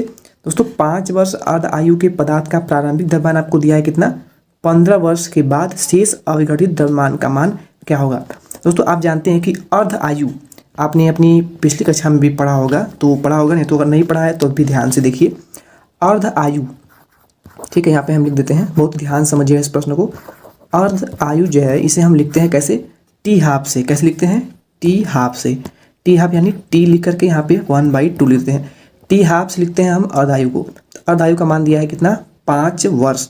वहीं 15 वर्ष के बाद शेष अविघटित द्रव्यमान आपको पूछा हुआ है, यानी जो टी का मान है वो आपको दिया है कितना, 15 वर्ष।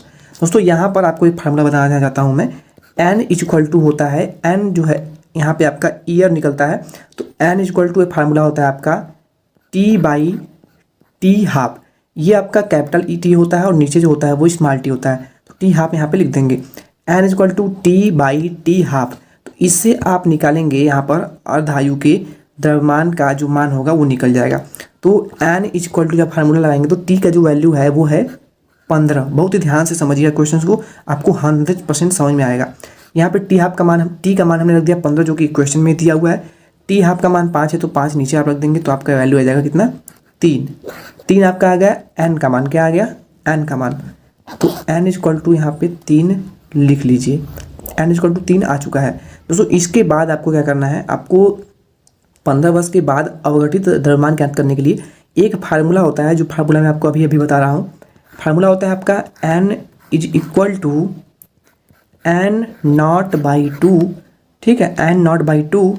और यहाँ पे अगर चाहे तो आप n0 को अलग से भी लिख सकते हैं, यानी अगर आप चाहे तो n equal to n0 1/2 power n। ये फार्मूला बता रहा हूँ, आप इसे नोट कर लीजिए। ये फार्मूला बहुत ही मोस्ट इंपॉर्टेंट है और इसी फार्मूले पे आपको एग्जाम में 2023 के एग्जाम में क्वेश्चन जो है देखने को मिल सकता है। एक ये फार्मूला नोट कर लीजिए और एक मैंने जो पिछला फार्मूला बताया उसे भी यहाँ पर नोट कर लें। दोस्तों n इक्वल टू n0 कोष्टक में 1/2 है ये ना, 2 पावर n। तो इसी फार्मूले पे इसको हम सॉल्व करेंगे। तो n इक्वल टू आपका n0 का जो वैल्यू है यहाँ पे रख दीजिए। तो n0 की वैल्यू तो हमें पता ही नहीं है, तो क्या करिए, इसको n0 यहाँ पे रख दीजिए। n0 की वैल्यू हमें नहीं दिया है तो n0 के n0 ही रह देते हैं। इंटू लिखेंगे और लिखेंगे 1/2। n की वैल्यू तो हमने निकाला है, तो n की वैल्यू हमारा जो स्मॉल n है उसकी वैल्यू आई है 3, तो यहाँ पे 3 रख दीजिए। अब आपने रखा क्या, n इक्वल टू n0 इंटू 1/2 पावर n। जब इसको आप आगे सॉल्व करेंगे, इसको हम थोड़ा आगे आपको कलर चेंज कर देते हैं, इसे आगे सॉल्व करेंगे तो आपका n इक्वल टू तो है ही, n बराबर आपका हो जाएगा n0। और यहाँ पे जब आप 1/2 को पावर 3 करेंगे तो 2 दूना 4 दूना 8, यानी आपका 1/8 आ जाएगा। तो n0/8 आप लिख सकते हैं, क्योंकि 1/8 है तो n का अगर n0 का अगर 1 के साथ मल्टीप्लाई कर देंगे तो उसके वैल्यू में कोई भी परिवर्तन नहीं होगा, तो n0/8 आ जाएगा आपका करेक्ट आंसर। तो n की जो वैल्यू है, यानी जो प्रारंभिक द्रव्यमान और बाद में जो द्रव्यमान होगा उसमें n0/2 का परिवर्तन हो जाएगा। तो इस क्वेश्चन का जो करेक्ट आंसर होगा आपके ऑप्शन के अकॉर्डिंग ऑप्शन नंबर सी जो देख रहे हैं यही बिल्कुल करेक्ट आंसर होगा। दोस्तों इसी प्रकार आपको क्वेश्चन एग्जाम में देखने को मिलेगा। हो सकता है इसका वैल्यू चेंज कर दे, आपको यहाँ पे 10 दे दे, यहाँ पर आपको हो सकता है 50 दे दे, यहाँ पर हो सकता है 2 दे दे, यहाँ पर हो सकता है 5 दे दे, तो वैल्यू चेंज हो सकता है। लेकिन क्वेश्चन जो है वो आपको इसी प्रकार का पूछेगा और आपको फार्मूला जो है, अगर आपने अभी तक नोट नहीं किया है फार्मूला तो ज़रूर नोट कर लीजिए। अपना एक नोटबुक बनाइए और उसमें आप जो भी इंपॉर्टेंट फार्मूलाज हैं आप हर एक चैप्टर का वहाँ पे नाम डालिए इस चैप्टर का, और फार्मूला भी है जो उसे नोट जरूर कर लें। ठीक है, तो अब हम चलेंगे 23वें क्वेश्चन पर। 23वां क्वेश्चन आपकी मोबाइल स्क्रीन पर है कि equation of a transverse wave is y equal to 10 sin pi 0.022x minus 2t in the root कोष्टक में m इंटू है। ठीक है, maximum velocity during the motion of a particle, यानी इस एक अनुप्रस्थ तरंग की समीकरण है, आपको अनुप्रस्थ तरंग का एक समीकरण दिया गया है y equal to 10 sin pi 0.02x minus K 2t metre है। एक कण का अधिकतम वेग क्या होगा, इसमें आपको एक कण का अधिकतम वेग पूछा गया है। दोस्तों ये भी जो क्वेश्चन है इसको आप 200% तक बिल्कुल मान लीजिए कि ये क्वेश्चन जो है आपको एग्जाम में देखने को मिलेगा। जो अनुप्रस्थ तरंग का समीकरण का जो एक मानते हैं आप आदर्श रूप में समीकरण जो होता है उसको हम लिखते हैं y इक्वल टू होता है आपका a sine omega T minus K x. इस समीकरण को आपको याद करना ही होगा, इस समीकरण को आपको याद करना ही होगा।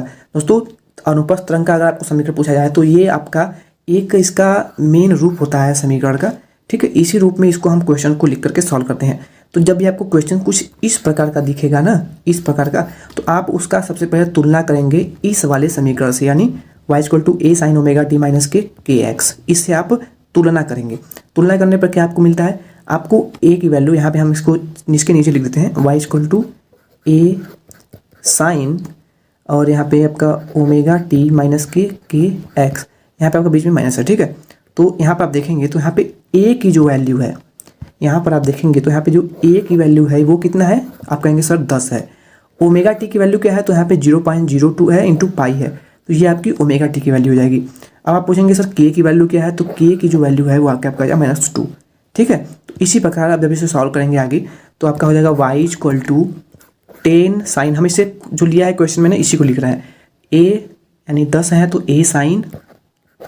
दोस्तों यहाँ पे पाई जो है वो बाहर है, इसको हम चाहे तो अंदर मल्टीप्लाई कर सकते हैं, तो आपका हो जाएगा 0.02 x into pi minus K 2t पाई। ओके, अब यहाँ से मैंने आपको बताया कि समीकरण से तुलना करके आप वैल्यू निकाल सकते हैं। आपको इससे पूछा है कि एक कण का अधिकतम वेग क्या होगा, तो कण का अधिकतम वेग निकालने के लिए आप लिखेंगे v इक्वल टू आपका होता है फार्मूला v इक्वल टू आप लिखेंगे 2 पाई बाई के, ठीक है। लेकिन जब यहाँ पे तुलना आप करते हैं तो आपका k का जो वैल्यू है वो क्या आता है, k की जो वैल्यू आपने प्राप्त की है वो आपका आता है यहाँ पे 0.02 x, ठीक है, पाई। तो यहाँ पर v इक्वल टू आपका होता है 2 पाई और यहाँ पे आप बाई में डिवाइड बाई लिखेंगे। दोस्तों आप यहाँ पे लिखेंगे, इससे पहले कि मैं इसको सॉल्व कराऊँ आप फार्मूला पहले लिख लीजिए। फार्मूला होता है आपका v equal to omega by होता है आपका k, क्या होता है v equal to omega by k। इस फार्मूले को अभी नोट कर लीजिए, ये w नहीं बल्कि ओमेगा है, और आप जानते हैं कि ओमेगा इक्वल टू होता है 2 पाई, ठीक है। ओमेगा इक्वल टू होता है आपका 2 पाई n होता है, क्या होता है 2 पाई n होता है। तो आप इस फार्मूले को अगर नोट कर लिए हैं तो आगे चलते हैं। आप करेंगे v equal to omega by K पर, इसी फार्मूले पर सॉल्व करेंगे। तो जब आपने k से तुलना किया था इस फार्मूले को इस सूत्र से, यानी जो समीकरण दिया गया है इसका, जब आपने इसके मूल समीकरण से तुलना किया था तो जो k की वैल्यू आपकी आई थी वो आई थी 0.02 आया था। आप कहेंगे सर बिल्कुल आया था, आपने जो फार्मूला बताया था उसे तुलना करने पर। इसके साथ यहाँ पे a की वैल्यू अगर आपसे आयाम पूछा जाता है इसी तरंग का, इस समीकरण का, तो आयाम को a से नोट करते हैं, आप डायरेक्ट लिख देते तुलना करके कि आयाम जो है वो 10 है, लेकिन इसमें आयाम तो पूछा ही नहीं है, ठीक है। तो मैंने आपको यहाँ पे एक चीज़ और बता दिया। दोस्तों यहाँ पर आपको पूछा हुआ है कि अधिकतम वेग क्या होगा, तो v equal to omega by K पर ओमेगा इक्वल टू होता है आपका 2 पाई, तो यहाँ पे लिखेंगे 2 पाई और k की वैल्यू आपने निकाला है कितना 0.02, क्या निकाला है 0.02। दोस्तों क्योंकि आपने ये जो देख रहे हैं पाई ना, यहाँ पे मैं बोला पा रहा हूँ, ये पाई का आपने मल्टीप्लाई किया था इसके साथ भी और इसके साथ भी, आपने आपको पिछले बताया था, आगे इसके पहले बताया था ना। तो क्योंकि हमने मल्टीप्लाई किया था इसलिए यहाँ पे हमने फिर से पाई लिखा। अब यहाँ पे पाई से पाई जो है वो कैंसिल आउट हो जाएगा, आपका बचा क्या 2 बाई 0.02, तो 2 बाई 0.02। अगर आप चाहें इसको, अगर आपको सॉल्व करने नहीं आता है तो आप क्या करिए, ऊपर नीचे आप 100 से मल्टीप्लाई कर दीजिए। आप यहाँ पे 2 जीरो बढ़ाइए और यहाँ पे अगर आप 2 जीरो बढ़ाते हैं यानी 100 से मल्टीप्लाई करते हैं तो आपका ऊपर तो 200 हो जाएगा, लेकिन नीचे जो है वो 2 हो जाएगा, और 200 को जब 2 से डिवाइड करेंगे तो आपका 100 आ जाएगा करेक्ट आंसर। 100 मीटर पर सेकेंड जो होगा वो एक कण का अधिकतम वेग होगा। तो अकॉर्डिंग टू ऑप्शन अगर देखें तो ऑप्शन नंबर ए जो है वो हमारा बिल्कुल करेक्ट आंसर होगा। दोस्तों यहाँ पे ऑप्शन नंबर ए जो है वो बिल्कुल करेक्ट आंसर होगा। लेकिन अगर हम जे कप की बात करें जो कि आपका एंट्रेंस एग्जाम कंडक्ट कराता है, इन्होंने ऑप्शन नंबर बी को करेक्ट माना था, ठीक है, इन्होंने गलती किया था, इन्होंने ऑप्शन नंबर बी को करेक्ट माना था। लेकिन बाद में जब आपका आंसर की के बाद जब फाइनल रिजल्ट जारी किया गया तो उन्होंने इस क्वेश्चंस को गलत मान करके सभी छात्रों को सही नंबर दिया था। सभी को एक नंबर, इन्होंने 4 नंबर जो है सभी को दिया था, ठीक है, क्योंकि ये क्वेश्चन सही था और इसका आंसर ऑप्शन नंबर ए होना चाहिए। लेकिन इन्होंने ऑप्शन नंबर बी को सही माना, लेकिन जो कि गलत है, ठीक है। तो कुछ छात्रों ने इस पर आपत्तियां भी दर्ज करी थी, ठीक है। आपत्ति दर्ज करने पर उनको नंबर उनका बढ़ा और इस प्रश्न को ही उन्होंने गलत मान करके सभी को नंबर सही दे दिया था। तो इस क्वेश्चन का जो करेक्ट आंसर है वो होगा ऑप्शन नंबर ए। उम्मीद है आप समझ गए होंगे, मैंने जो आपको इसका आदर्श समीकरण बताया वो जरूर याद रखिएगा, क्योंकि अगर आपको आदर्श समीकरण यानी y equal to A sine omega T minus K X याद होगा तो आपसे अगर पूछा जाए कि इसका आयाम क्या होगा तो आप कहेंगे सर आयाम तो ए है, ये ए, तो ए से तुलना करेंगे तो 10 इसका आयाम आ जाएगा। सीधे आप बता सकते हैं। अगर आपको फार्मूला ही नहीं याद होगा तो आपको पता ही नहीं कि है क्या, ठीक है। तो अब चलेंगे हम अपने अगले क्वेश्चन पर। दोस्तों अगला प्रश्न है, एक कण की स्थिति जो है वो x इक्वल टू, आपको प्रश्न विजिबल होगा, x equal to minus K 2t cube plus 3t² + 5 metre है, इसका वेग शून्य होने पर इसका त्वरण आप ज्ञात करिए।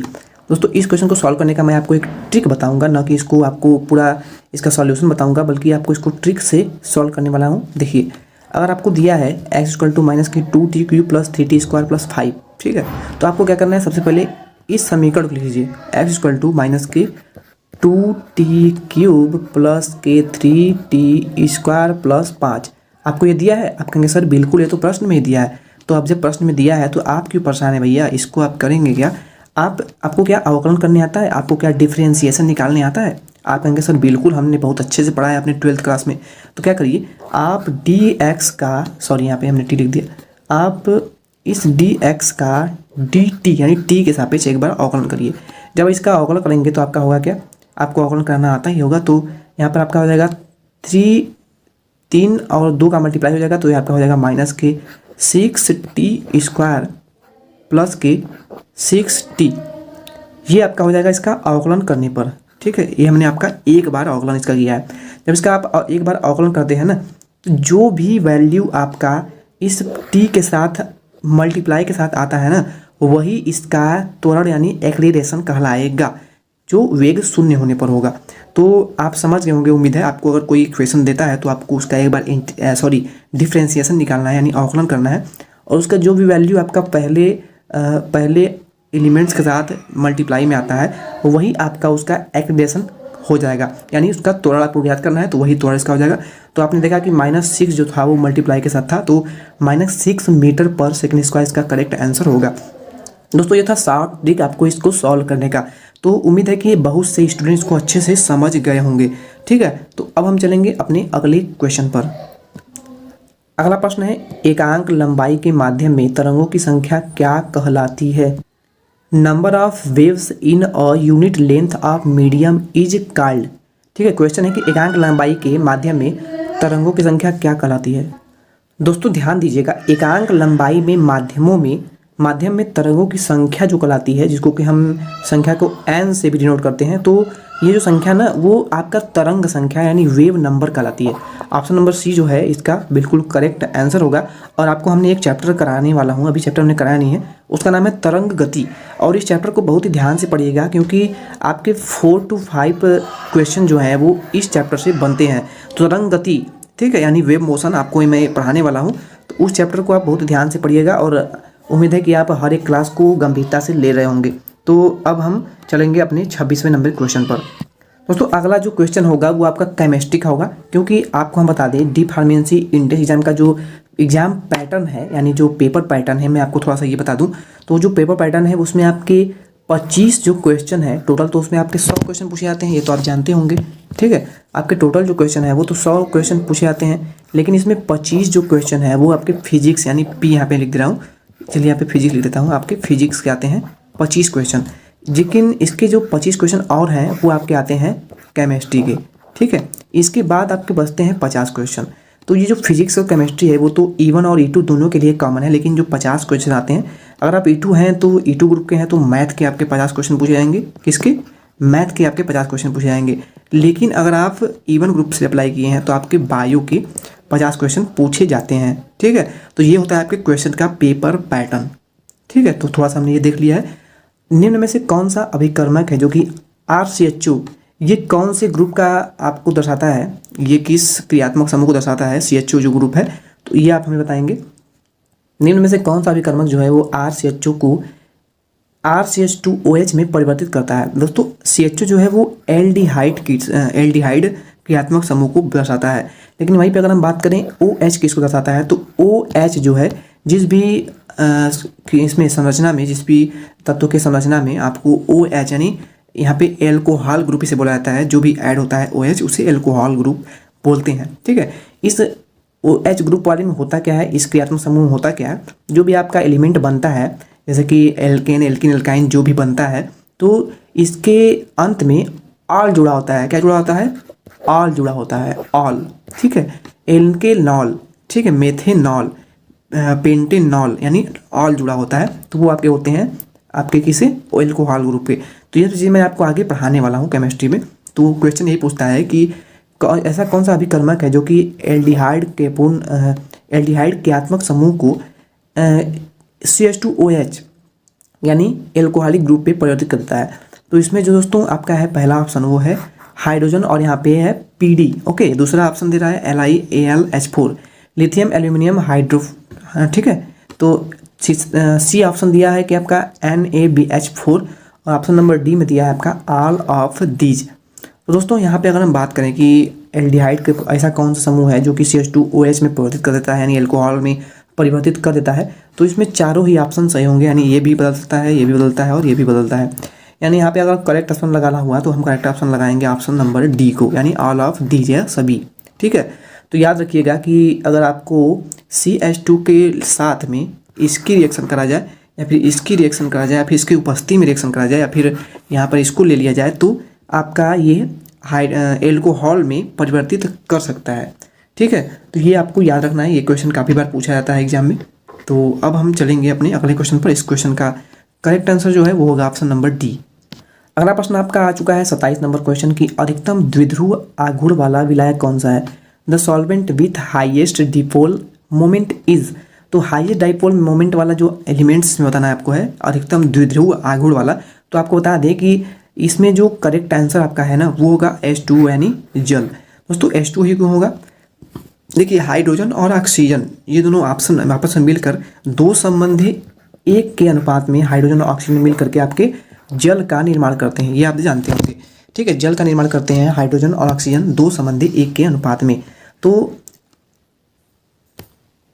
हाइड्रोजन और ऑक्सीजन इन दोनों में एक ऐसा गुण होता है कि ये दोनों आपस में अलग अलग होते हैं, यानी एक समान दूरी बनाकर रहते हैं और इनके बीच जो द्विध्रुव आघूर्ण होता है वो सबसे अधिक होता है।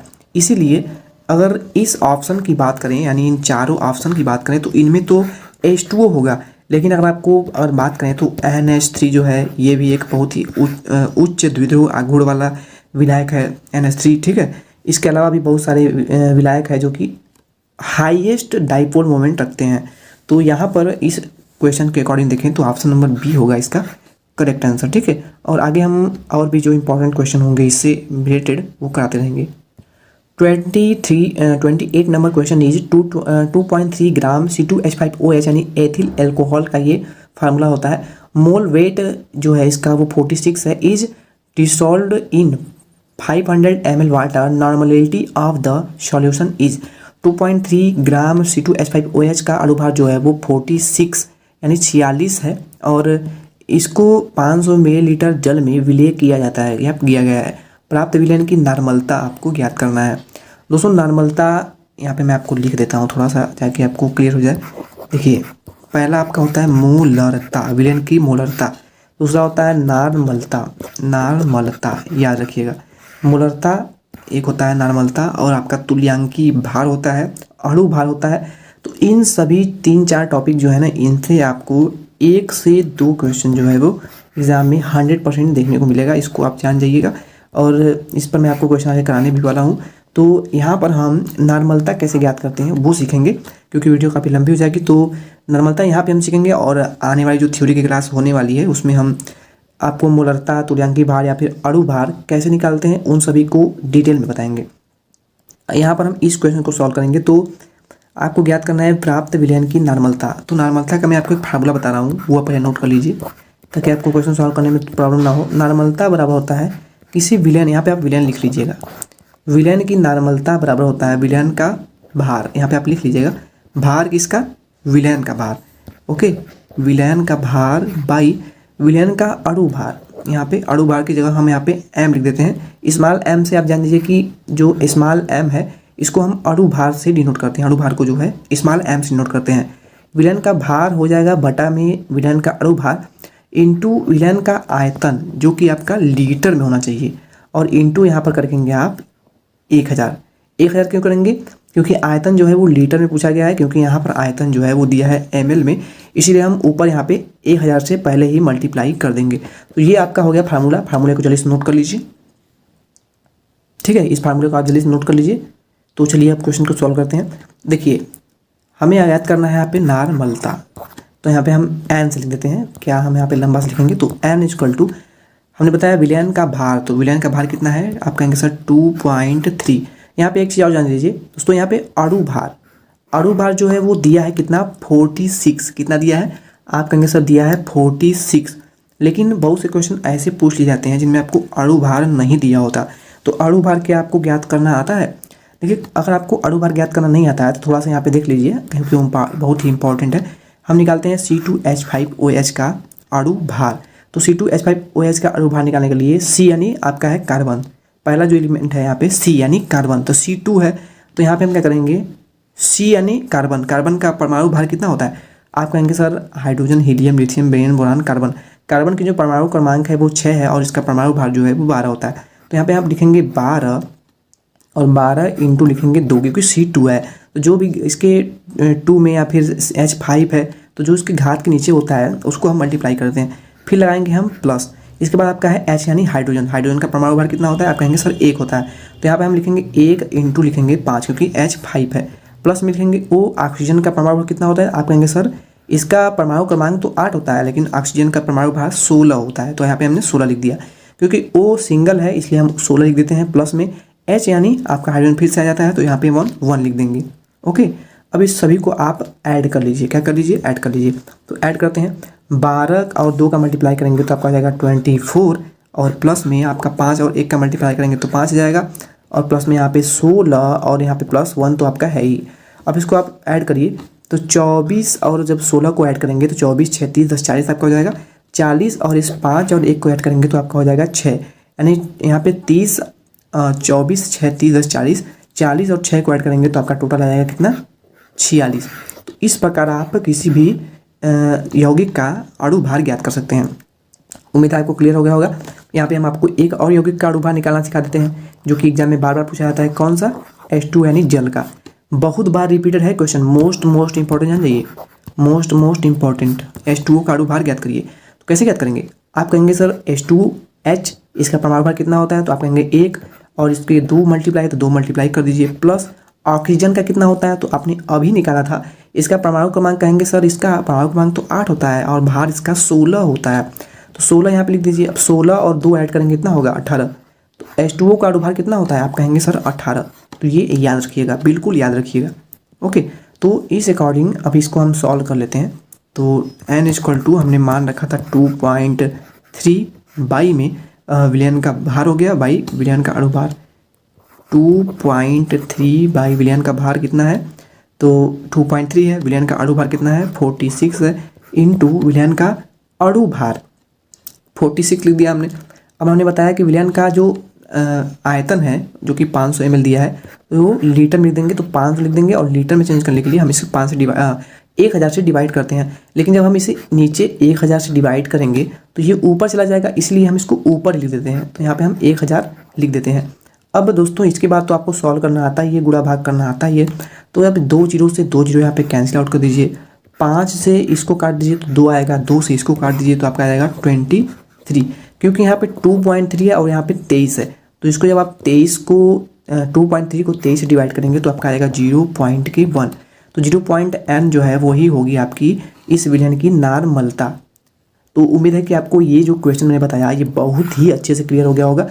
अगर कोई भी डाउट है तो एक बार फिर से रिवर्स करके ज़रूर देख लीजिएगा।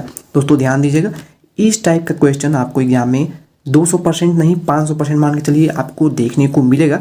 मैं आपको यहाँ पे बता रहा हूँ, तो इसको गंभीरता से लीजिएगा और इस पर आप प्रैक्टिस ज़रूर कर लीजिएगा, ठीक है। जैसे कि H2 हो गया, H2SO4 हो गया, NaOH हो गया। यहाँ पे मैं कुछ एलिमेंट लिख देता हूँ, जैसे कि NaOH, इसके अणुभार आपसे पूछ लिया जाता है।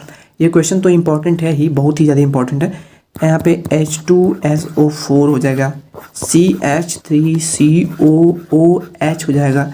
इसके अलावा आपको हमने H2O का बताया था। ओके, तो ये सब जो है आपको एग्जाम में इसका अणुभार भी डायरेक्ट पूछ लिया जाता है। तो यहाँ पर जो हमने इसको क्वेश्चन को सॉल्व किया, इसका हमारा आया था 0.n। तो ऑप्शन नंबर ए जो है वो बिल्कुल करेक्ट आंसर होगा। ओके, तो अब चलेंगे हम अपने 29वें नंबर क्वेश्चन पर। क्वेश्चन है 29 नंबर की, ए बायोलॉजिकल कैटलिस्ट इज, एक जैव उत्प्रेरक कौन सा है? इनमें से एक जैव उत्प्रेरक कौन है? ठीक है, तो क्या एमिनो अम्ल एक जैव उत्प्रेरक है? क्या कार्बोहाइड्रेट एक जैव उत्प्रेरक है? क्या विटामिन से एक जैव उत्प्रेरक है? क्या एंजाइम एक जैव उत्प्रेरक है? तो इसका जो करेक्ट आंसर है वो होगा एंजाइम, यानी एंजाइम जो है ये एक जैव उत्प्रेरक यानी बायोलॉजिकल कैटलिस्ट ही है। तो ऑप्शन नंबर डी यहाँ पे हमारा बिल्कुल करेक्ट आंसर होगा। ठीक है, अब हम चलेंगे अपने आज के आखिरी क्वेश्चन की तरफ। आज का आपका 30वां नंबर क्वेश्चन कहता है कि निम्नलिखित अभिक्रिया में उत्पाद है। दोस्तों, क्या आपने ये संरचना पहले कभी देखी है? क्या आपने ये संरचना पहले कभी देखी है? क्या अगर हमसे आपसे पूछ लिया जाए एग्जाम में, आपसे सीधे क्वेश्चन देकर के एग्जाम में पूछ लिया जाए कि बताइए, ये आपको केवल एक फिगर दे दे, आपसे पूछे कि बताइए ये फिगर किसका है, आपसे पूछे कि ये फिगर किसका है, तो कुछ स्टूडेंट तो पता किए होंगे, कुछ स्टूडेंट जानते होंगे, कुछ स्टूडेंट पढ़ने लायक होते हैं, पढ़ने वाले होते हैं, तो वो जानते होंगे कि ये जो संरचना है ये तो बेंजीन की है। तुरंत कहेंगे कि सर ये तो रचना बेंजीन की है। दोस्तों, आपको बता दें कि बेंजीन की संरचना तो आप ऐसे देखे होंगे, कहीं कहीं आपने बेंजीन की संरचना, यहाँ पे मैं कलर चेंज कर लूँ क्योंकि आपको दिख नहीं रहा होगा, देखिए कहीं कहीं आपने बेंजीन की संरचना जो है वो कुछ इस प्रकार देखी होगी। ये जो संरचना आप देख रहे हैं ना बेंजीन की, ये हो गया और यहाँ पे ये हो गया, ये हो गया। आपने ये भी बेंजीन की संरचना देखी होगी, बिल्कुल देखी ही होगी। ठीक है, तो बेंजीन की संरचना जो है कहीं कहीं ऐसे भी बना दिया जाता है। ओके, और ये तो आपका बेंजीन का रूप है ही, ये जो है ये तो बेंजीन का रूप है ही। तो आपसे अगर पूछ लिया जाए कि ये बताइए ये जो है ये किसका फार्मूला है, ये क्या है, तो आप कहेंगे सर ये तो फिनॉल है। जो स्टूडेंट पढ़े होंगे वो बताएंगे कि ये तो फिनॉल है, ये संरचना जो है वो फिनॉल की है। यहाँ पे OH जुड़ा हुआ है तो ये फिनॉल की संरचना है। ओके, लेकिन अगर आपसे केवल ये अगर पूछ लिया जाए तो ये बेंजीन रिंग कहलाता है। आपसे पूछा प्रश्न में ये है कि जो फिनॉल है इसको अगर हम जेडन यानी आपका जस्ता है, जिंक है, इसके डस्ट यानी मान लीजिए जिंक का चूड़ है, इसके साथ अगर आप क्रिया करा रहे हैं तो उत्पाद में आपको क्या मिलेगा? बताइए उत्पाद में आपको क्या मिलेगा? तो दोस्तों, आपको बता दें कि बेंजीन की जब हम जिंक के साथ अभिक्रिया कराते हैं तो आपको C6H6 प्राप्त होता है। ऑप्शन नंबर सी जो आप देख रहे हैं ये हमें प्राप्त होता है। बेंजीन का जो फार्मूला होता है वो C2H5 होता है आई थिंक। ठीक है, और जब इसको आप यहाँ पे C2H6 होता है शायद, C2H6 प्लस यहाँ पे हम ZN के साथ इसकी रिएक्शन कराते हैं तो होता क्या है, हमें C2H6 तो प्राप्त हो जाता है और ZN जो है वो OH के साथ रिएक्शन करके ZnOH यानी जिंक हाइड्रोक्साइड बना लेता है। ठीक है, तो हमें प्राप्त क्या होता है, C2H6 प्राप्त होता है। ठीक है, तो बेंजीन का जो यहाँ पे प्राप्त होगा वो हमें C6H6 प्राप्त होगा उत्पाद के रूप में। ठीक है, तो यहाँ पर करेक्ट आंसर जो है वो ऑप्शन नंबर सी हो जाएगा। ठीक है, तो जिंक यहाँ पे फिनॉल की जो फार्मूला है उसको आप एक बार देख लीजिएगा। ठीक है, यहाँ पे लेकिन हमें जहाँ तक लगता है कि C2H6 ही होता है। पीरल एस इज यानी मोती की राख है। आपको ये क्वेश्चन एग्जाम में पूछा गया था कि मोती की राख इसमें से क्या है, उसका सूत्र क्या होगा। KMnO4 होगा, पोटेशियम हाइड्रोक्साइड होगा, KNO3 होगा या फिर K2Cr2O7 होगा। तो इन चार ऑप्शन में से कौन सा करेक्ट आंसर है, ये आपको पूछा गया था 2022 के क्वेश्चन पेपर में। तो इसका जो करेक्ट आंसर होगा वो होगा ऑप्शन नंबर डी यानी K2CO3। क्या, K2CO3। ठीक है, तो K2CO3 जो है इसी को हम बोलते हैं मोती की राख यानी पिरल एस। ओके, तो याद रखिएगा ऑप्शन नंबर जो डी है ये हमारा 31 नंबर क्वेश्चन का करेक्ट आंसर होगा। ठीक है, अगला प्रश्न है which one of the following will form a hydrophobic sol, निम्न में से कौन जल विरोधी साल बनाएगा। साल आप जानते हैं, सॉल यानी कि इसे बोलते हैं निम्न में से कौन जल विरोधी साल बनाएगा, यानी जो जल के विरोध में बनता है। तो गोंद, क्या गोंद इसका करेक्ट आंसर होगा, क्या स्टार्च होगा, क्या एंडे का एल्बुमिन होगा या फिर फेरिक हाइड्रोक्साइड होगा। तो जल विरोधी साल की बात की जा रही है तो जल विरोधी साल इनमें जो होगा वो होगा ferric hydroxide. Option number D इसका बिल्कुल करेक्ट आंसर होगा। दोस्तों, केमिस्ट्री का एक इम्पॉर्टेंट चैप्टर है जिसका नाम है, यहाँ पे मैं लिख दे रहा हूँ, केमिस्ट्री का बहुत ही इंपॉर्टेंट चैप्टर आपका है कोलाइडी विलयन। ठीक है, कोलाइडी विलयन ये चैप्टर आपको पढ़ना है, बहुत ही इंपॉर्टेंट चैप्टर है। इसमें आपके द्रव स्नेही साल, द्रव विरोधी साल, इन सब के बारे में डिटेल में पढ़ने को मिलेगा। ठीक है, तो इस क्लास को आप जरूर लीजिएगा, थ्योरी वाली क्लास को, जिसमें हम आपको बहुत ही इंपॉर्टेंट ऑब्जेक्टिव्स बताएंगे। 33 नंबर क्वेश्चन है निम्न में से कौन आयोडोफार्म परीक्षण नहीं देता है। तो दोस्तों इसमें जो C6H5CO C6H5 आप देख रहे हैं, यानी जो ऑप्शन नंबर सी आप देख रहे हैं, यही एक ऐसा यौगिक है जो कि आयोडोफार्म परीक्षण नहीं देता है। ठीक है, तो आयोडोफार्म परीक्षण जो होता है, इसको बनाने का एक रूल होता है, एक तरीका होता है। आपने पिछली कक्षा में हो सकता है पढ़ा हो। तो आयोडोफार्म परीक्षण आपको बनाने की विधि तो नहीं पढ़ना है, लेकिन हाँ, कौन कौन सा यौगिक है जो कि आयोडोफार्म परीक्षण देता है, ये आपको बताना होता है। अगला प्रश्न है the oxidation state of Fe इन, आपको एक यौगिक दिया हुआ है और इसमें आपको Fe यानी आयरन की ऑक्सीकरण संख्या बताना है। दोस्तों क्या आपको ऑक्सीडेशन नंबर निकालना आता है? अगर आपके मुंह से निकलता है नहीं, तो इसका हम आपको फुल वीडियो देने वाले हैं ऑक्सीडेशन नंबर निकालने का, क्योंकि ऑक्सीडेशन नंबर निकालना ये आप सभी को अच्छे से आना चाहिए, क्योंकि इससे आपके बहुत ज़्यादा क्वेश्चन एग्जाम में बनते हैं और एक क्वेश्चन आपको ऑक्सीडेशन नंबर का जरूर देखने को मिल सकता है। दोस्तों Fe का आपको ऑक्सीडेशन नंबर निकालना है। इससे पहले हम आपको एक चार्ट दे रहे हैं जिसके आपको सभी एलिमेंट्स के ऑक्सीडेशन नंबर कंठस्थ याद होने चाहिए अगर आप 4 नंबर लेना चाहते हैं। दोस्तों यहाँ पर कुछ कॉमन एलिमेंट्स हैं जिसके ऑक्सीडेशन नंबर आपको यहाँ पे दिए गए हैं, जैसे कि Ag यानी जिसे सिल्वर बोलते हैं, इसका ऑक्सीडेशन नंबर जो है वो +1 होता है। इसमें आपके जो ऑक्सीडेशन नंबर होते हैं, इसमें आपको चिन्ह के साथ याद करना होगा, यानी -1 होता है या फिर +1 होता है। उसी प्रकार एल्यूमिनियम का ऑक्सीडेशन नंबर जो होता है वो +3 होता है, बेरिलियम का होता है +2। तो आपको ये पूरा चार्ट अगर याद होगा तभी आप ऑक्सीडेशन नंबर का क्वेश्चन सॉल्व कर पाएंगे। देख रहे हैं कार्बन का जो ऑक्सीडेशन नंबर होता है वो -4 होता है, ब्रोमीन का जो है -1 होता है। उसी प्रकार आपको बहुत सारे एलिमेंट यहाँ पे दिख रहे होंगे। ओके, पूरा चार्ट है ये आपका, मैं आपको इसको टेलीग्राम पे दे दूंगा। ओके, टेलीग्राम का लिंक आपको वीडियो के डिस्क्रिप्शन में मिल जाएगा। फ्लोरीन का जो है वो -1 होता है। यहाँ पे हाइड्रोजन की बात करें तो हाइड्रोजन का जो है वो -1 होता है। ऑक्सीजन का जो है वो -2 होता है। क्या होता है? -2 होता है। उसी प्रकार आपको बहुत सारे एलिमेंट यहाँ पे दिख रहे होंगे, तो सभी का आप ऑक्सीडेशन नंबर बिल्कुल याद रखिए। दोस्तों आप उस चार्ट को जरूर याद कर लीजिएगा। यहाँ पर आपको दिख रहा होगा Fe। तो दोस्तों Fe जो है यानी आयरन का आपको ज्ञात करना है। H2O यानी जल जो है, इसका जो ऑक्सीडेशन नंबर होता है वो अगर किसी यौगिक के साथ जुड़ा हुआ हो, मिला हुआ हो, तो उसका जो ऑक्सीडेशन नंबर होता है वो 0 होता है। क्या होता है? 0 होता है। इसको आप नोट कर लीजिए। इसके अलावा जो आपका NO यानी यहाँ पे NO दिख रहा है आपको ना, तो NO का जो ऑक्सीडेशन नंबर होता है NO का, वो होता है आपका 1 होता है, वो भी +1 होता है। और SO4 यानी सल्फर, यहाँ पे ट्राई ऑक्साइड आपको दिख रहा है, तो SO4 का जो ऑक्सीडेशन नंबर होता है वो होता है -2। ठीक है, कुछ चीज़ यहाँ पे हम लिख भी देते हैं, जैसे कि आपको यहाँ पे दिख रहा होगा। देखिए H2O अगर किसी यौगिक के साथ मिला हुआ है तो उसका ऑक्सीडेशन नंबर 0 होता है। वहीं NO यहाँ पे नोट करते रहिएगा, +1 होता है। और Fe यानी आयरन का जो होता है वो कितना होता है? Fe नहीं बल्कि SO4 का। ओके, SO4 का जो होता है वो -2 होता है।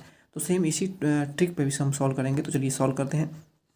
दोस्तों यहाँ पे आप देख रहे हैं ना, ये लिखा हुआ है, तो देखिए Fe का हमें ज्ञात करना है, तो Fe का Fe लिख देंगे। प्लस में यहाँ पे H2O के पावर 5 है, तो यहाँ पे H2O 5 है, तो यहाँ पे हम 5 लिख देते हैं। H2O के पावर 5 है तो इसको हम 5 लिख देते हैं। और यहाँ पे क्योंकि यहाँ पर H2O का 0 होता है तो 5 इंटू यहाँ पे 0 हो जाएगा। ठीक है, प्लस में NO का हमने बताया तो NO का 1 होता है, तो 1 लिख देंगे क्योंकि यहाँ +1 होता है। तो अगर -1 होता है तो -1 लिखना होगा, +1 में प्लस लिखें या फिर ना लिखें। ओके, प्लस लगाएंगे। SO4 है तो इसका हमने बताया कि -2 होता है, क्योंकि हम यहाँ पे जब -2 लिखेंगे तो ये जो पॉजिटिव है वो प्रॉब्लम करेगा, इसलिए हम सीधे इसको -2 ही लिख देते हैं। और बराबर में हमारा हो जाएगा 0। क्या हो जाएगा? 0। तो Fe प्लस में 5 का 0 मल्टीप्लाई करेंगे 0 हो जाएगा, प्लस में 1 हो जाएगा, -2 हो जाएगा, बराबर के 0 हो जाएगा। लेकिन जब हम Fe का वैल्यू निकालेंगे तो Fe = आपका हो जाएगा -1 और Fe = आपका हो जाएगा +1। तो Fe का जो ऑक्सीडेशन नंबर यानी ऑक्सीकरण संख्या हमने निकाला है वो आया है आपका +1। ठीक है, तो इस प्रकार निकालेंगे oxidation number. Option number A इसका बिल्कुल करेक्ट आंसर होगा। दोस्तों ऑक्सीडेशन नंबर अगर आपको निकालने नहीं आता है तो प्लीज़ वीडियो में ज़रूर कमेंट करिएगा। और हाँ, अगर आपका कमेंट बहुत अधिक मात्रा में आया तो हमें लगेगा कि आपको ऑक्सीडेशन नंबर निकालना नहीं आता, तो उस पर एक हम करीब 10-20 क्वेश्चंस को ले करके एक ऐसी क्लास लाएंगे न्यूमेरिकल की, जिसमें आपको ऑक्सीडेशन नंबर अच्छे से निकालना आ जाएगा और उस एक मात्र क्लास से आप अपना 4 नंबर जो है वो फिक्स कर पाएंगे। तो ज़्यादा से ज़्यादा संख्या में कमेंट करिएगा अगर आपको ऑक्सीकरण संख्या निकालना नहीं आता है तो, ठीक है। और हमें उम्मीद है कि आपको आता होगा। अगला क्वेश्चन देखिए, आपको दिया हुआ है कि एथेन के स्टैगर्ड कॉन्फर्मेशन में 2 CH बंधों के बीच द्वितल कोण क्या होगा। क्वेश्चन है कि एथेन के स्टैगर्ड कॉन्फर्मेशन में एथेन, ठीक है, एथेन का सूत्र क्या होता है, मेथिन एथेन, तो C2 मेथिन एथेन C2 आपका हो जाएगा और C2 CnH2n होता है ना। तो देखिए यहाँ पर जो मेथिन एथेन होता है, तो दोस्तों मेथिन का जो फार्मूला होगा आपका C2H मेथिन एथेन CnH4 होगा, C2H4 होगा, ओके। तो एथेन में पूछा हुआ है कि इनके दो बंधों के बीच कोण क्या होगा। इसका संरचना जो बनाते हैं हम हैं कुछ इस प्रकार, यहाँ पे C एक बांध होगा, यहाँ पे C डबल बांध बनाएगा, यहाँ पर जो होगा वो H ऐड हो जाएगा, यहाँ पर एक H ऐड हो जाएगा हाइड्रोजन, यहाँ पे एक हाइड्रोजन होगा, एक यहाँ पे होगा। तो आपको पूछा हुआ है कि इनके दो एंगल के बीच में जो कोण बनता है वो कितना का कोण बनाता है, ओके। आपसे पूछा है कि ये जो कोण बनाते हैं आपस में, ये कोण एंगल जो बनाते हैं, ठीक है, वो कितने डिग्री का होता है। तो वो होता है दोस्तों 60 डिग्री का। कितने डिग्री का होता है, 60 डिग्री का। आपको बस ये याद रखना है कि जो एथेन है वो स्टैगर्ड कन्फर्मेशन में C यानी 2 कार्बन, एक कार्बन और हाइड्रोजन यानी C और H के बंध जो कोण बनाता है, एंगल बनाता है, वो होता है 60 डिग्री का, ठीक है, यानी 60 डिग्री का कोण बनाता है, ठीक है। तो ऑप्शन नंबर बी होगा हमारा इसका करेक्ट आंसर। अगला क्वेश्चन है maximum deviation from ideal gas behaviour is expected from, यानी आदर्श गैस व्यवहार से सर्वाधिक विचलन निम्न में से अपेक्षित है, यानी किनमें आदर्श गैस के व्यवहार की सबसे ज़्यादा विचलन हमें मिलती है। तो NH3 यानी अमोनिया में सबसे अधिक विचलन मिल जाता है और ये आदर्श गैस का व्यवहार करता है। तो 36वें क्वेश्चन का करेक्ट आंसर ऑप्शन नंबर ए होगा। अगला प्रश्न है निम्न में से कौन ऑक्सीजन के साथ सीधे अभिक्रिया नहीं करता। यहाँ पे ध्यान दीजिएगा, नहीं करता पूछा हुआ है। तो ऑक्सीजन के साथ सीधे अभिक्रिया जो है वो कौन नहीं करता, तो वो है आपका प्लेटिनम। ऑप्शन नंबर सी जो है इसका बिल्कुल करेक्ट आंसर होगा। ऑक्सीजन के साथ जो प्लेटिनम है वो सीधे अभिक्रिया नहीं करता है, ये आपको बिल्कुल याद रखना है। अगला है which of the following is not a pseudo halide, यानी निम्न में से कौन आभासी हैलाइड नहीं है। तो RCOO जो आपको दिख रहा है ये एक आभासी हैलाइड नहीं है, लेकिन अगर हम CN की बात करें, NC की बात करें, OCN की बात करें, तो ये सभी एक हैलाइड ही हैं जो कि वास्तविक हैलाइड भी बोले जाते हैं। तो वह आभासी हैलाइड नहीं है बात किया जा रहा है। तो यहाँ पे RCOO जो है ऑप्शन नंबर ए यही इसका करेक्ट आंसर होगा। अगला प्रश्न है अम्लीय नाइट्रोजन हाइड्राइड का सूत्र क्या होगा। Formula of acidic nitrogen halide is, दोस्तों NaC यानी अमोनिया बोलते हैं तो नाइट्रोजन हाइड्रोक्साइड हो जाएगा। NH4 जो है अमोनियम हाइड्रोक्साइड कहलाता है। NH3 जो है ये आपका अमोनिया का ही यहाँ पे नाइट्रोजन हाइड्रोक्साइड था, तो नाइट्रोजन यहाँ पे हाइलाइड हो जाएगा। लेकिन यहाँ पे पूछा है नाइट्रोजन हाइड्रोक्साइड का सूत्र क्या है, अम्लीय नाइट्रोजन हाइलाइड का, ठीक है। तो ऑप्शन नंबर बी आपको जो दिख रहा है यानी N3H, ये नाइट्रोजन हाइड्रोक्साइड का सूत्र है जो कि अम्लीय रूप में पाया जाता है। तो ऑप्शन नंबर बी जो है ये इसका बिल्कुल करेक्ट आंसर होगा। दोस्तों यहाँ पे थोड़ा कंफ्यूज नहीं होएगा, ये नाइट्रोजन हाइड्रोक्साइड है, ओके। और यहाँ पे आपको पूछा हुआ है नाइट्रोजन हाइड्राइड, ओके। तो नाइट्रोजन हाइड्राइड जो है वो N3H ही होता है। अगला प्रश्न है अभिक्रिया CO यानी कार्बन मोनोऑक्साइड है प्लस Cl2 दोनों मिल करके आप उत्क्रमणीय अभिक्रिया बना रहे हैं, यानी यहाँ पर ये एरो भी लगा है, ये भी एरो लगा है। आपसे क्वेश्चन पूछा जाएगा कि ये किस चीज़ का सिंबल है, तो ये उत्क्रमणीय अभिक्रिया का सिंबल होता है। आपको जो उत्पाद मिल रहा है वो मिल रहा है COCl2 जो कि गैस के रूप में, यहाँ पे G लिखा है ना, तो गैस के रूप में। और कार्बन मोनोऑक्साइड जो है हम गैस के रूप में यूज कर रहे हैं और Cl2 भी हम गैस के यानी क्लोरीन को गैस के रूप में यूज कर रहे हैं। इसके लिए Kc/Kp का मान क्या होगा, Kc/Kp का वैल्यू आपको बताना है। Kc/Kp का मान क्या होगा, तो Kc/Kp का जो मान होगा वो होगा आपका बी, ऑप्शन नंबर बी यानी RT। Kc/Kp का जो मान होगा वो होगा RT, ऑप्शन नंबर बी इसका बिल्कुल करेक्ट आंसर होगा। अगला प्रश्न है bleaching effect of bleaching powder is due to. Bleaching powder में विरंजक प्रभाव किसके कारण होता है? दोस्तों ब्लीचिंग पाउडर में विरंजक प्रभाव जो होता है वो किसके कारण होता है? तो वो होता है आपका OCl, यानी यहाँ पे ऑक्सीजन और Cl जो क्लोरीन है, तो ऑप्शन नंबर डी जो दिख रहे हैं OCl के कारण ही इसमें विरंजक गुण होता पाया जाता है ब्लीचिंग पाउडर में। ओके, तो ऑप्शन नंबर डी इसका करेक्ट आंसर होगा। दोस्तों अगला प्रश्न है which of the following set of quantum number shown orbital of highest energy. निम्न में से क्वांटम नंबर का कौन सा सेट अधिकतम ऊर्जा वाले ऑर्बिटल को प्रदर्शित करता है? बहुत ही ज़्यादा आसान क्वेश्चन है। अगर आपको क्वांटम नंबर नहीं आता है तो आप कमेंट करके बता दीजिएगा। आपको क्वांटम नंबर एक ऐसी वीडियो दी जाएगी जिस पर क्वांटम नंबर से आने वाले 4 से 5 टाइप के क्वेश्चन होते हैं। आप एक भी टाइप का क्वेश्चन कभी भी गलत नहीं करेंगे पूरे जीवन में। तो कमेंट कर दीजिएगा अगर आपको क्वांटम नंबर निकालने नहीं आता है तो। दोस्तों आप जानते हैं कि एल जो है ये आपके द्विगंशी क्वांटम संख्या दर्शाता है। आपका एन जो है वो मुख्य क्वांटम संख्या होता है, एल जो है वो द्विगंशी क्वांटम संख्या होता है, एम जो है वो चुंबकीय क्वांटम संख्या होता है। और इसके आपको ज्ञात क्या करना है? इसमें आपको ज्ञात करना है कि अधिकतम ऊर्जा वाले ऑर्बिटल को ज्ञात करिए। तो जो दोस्तों ये द्विगंशी क्वांटम संख्या है इसमें तो 0 मान है, इसमें भी एल का मान 0 है, इसमें भी देखें तो एल का मान 1 है, लेकिन इसमें एल का मान जो है वो 2 है, जो कि आपके ऑर्बिटल की संख्या को दर्शाता है। ऑर्बिटल जो होते हैं वो 1, 3, 5, 7 इस रूप में आपके उपकोष होते हैं। उपकोष में जो ऑर्बिटल होते हैं, यानी अगर हम बात करेंगे आपके उपकोष के L, M, N होते हैं। के में जो उपकोष होते हैं वो 1 होते हैं, L में 3 होते हैं, M में 5 और N में 7। तो अधिकतम उपकोष को हम इस द्विगंशी क्वांटम संख्या के माध्यम से ज्ञात कर सकते हैं। यानी L में मान जो इसका है 2, अधिकतम मान इसका L यहाँ पर ऑप्शन नंबर डी में है, इसलिए जो ऑर्बिटल होगा जो ऑप्शन नंबर डी ही अधिकतम ऑर्बिटल को दर्शाता है, इसलिए ऑप्शन नंबर डी इसका करेक्ट आंसर हो जाएगा। ठीक है, उम्मीद है आप समझ गए होंगे, और कोई भी डाउट है तो आप हमें ज़रूर कमेंट करके पूछ लीजिए। अगला क्वेश्चन है most stable conformation of N butane is. N butane का सबसे स्थायी कॉन्फर्मेशन क्या है? तो anti N butane, option number B इसका बिल्कुल करेक्ट आंसर होगा। अगला प्रश्न है chemical name of vitamin B12। आपको हमने ये क्वेश्चन बहुत बार करा रखा है। विटामिन B12 का रासायनिक नाम क्या होगा? तो विटामिन B12 का रासायनिक नाम क्या होगा आप बताइए। रेटिनल होगा, ये तो विटामिन ए का नाम होता है। सी होगा विटामिन बी, बताइए। विटामिन B12 पूछा गया ना कि विटामिन 1 या फिर विटामिन 2। बायोटिन होगा क्या? विटामिन साइनोकोबालामिन होगा। तो बताइए इसका करेक्ट आंसर क्या होगा? आपको कई बार बता रखा है हमने, विटामिन B12 का जो रासायनिक नाम होगा वो होगा cyanocobalamin. Okay, option number B इसका करेक्ट आंसर होगा। अगला प्रश्न आपसे 46 नंबर पूछा गया था कि फास्फोरस का सबसे कम क्रियाशील अपर रूप क्या है? दोस्तों फास्फोरस के 4 अपर रूप होते हैं। सफ़ेद फास्फोरस पाया जाता है, लाल फास्फोरस पाया जाता है, पीला रूप में भी फास्फोरस पाया जाता है, और काला यानी ब्लैक फास्फोरस भी प्रकृति में मौजूद है। लेकिन आपसे इसमें पूछा गया है कि फास्फोरस का सबसे कम क्रियाशील अपर रूप क्या है?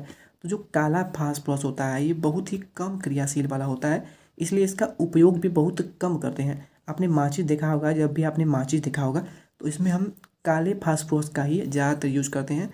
यहाँ तक आपने लाल फास्फोरस का भी यूज देखा होगा। तो काला फास्फोरस जो है वो बहुत ही कम इसका क्रियाशीलता होती है, इसीलिए इसको हम माचिस के बनाने में उपयोग करते हैं।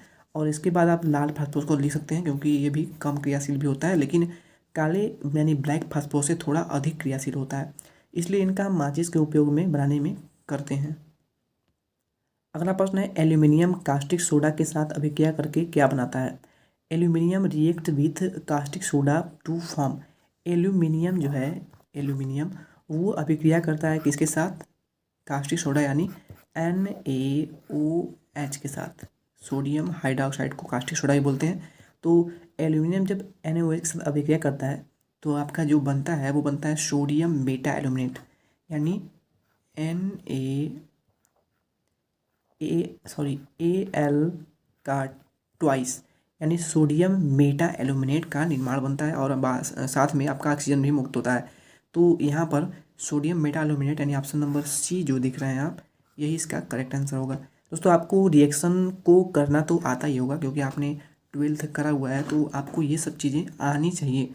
देखिए हमने आपको जितने भी क्वेश्चन करा रहे हैं, अगर आपको ये क्वेश्चन तैयार होंगे और आप ज़्यादा से ज़्यादा, ऐसे हमने आपको ये क्वेश्चन कराया एल्यूमिनियम कास्टिक सोडा के साथ अभिक्रिया करके क्या बनाता है, तो आप खुद से भी एल्यूमिनियम कास्टिक सोडा के साथ अभिक्रिया करता है, एल्यूमिनियम और भी किसी रिएजेंट के साथ अभिक्रिया करके क्या बना सकता है, एल्यूमिनियम की जल के साथ अभिक्रिया क्या होगी, ठीक है।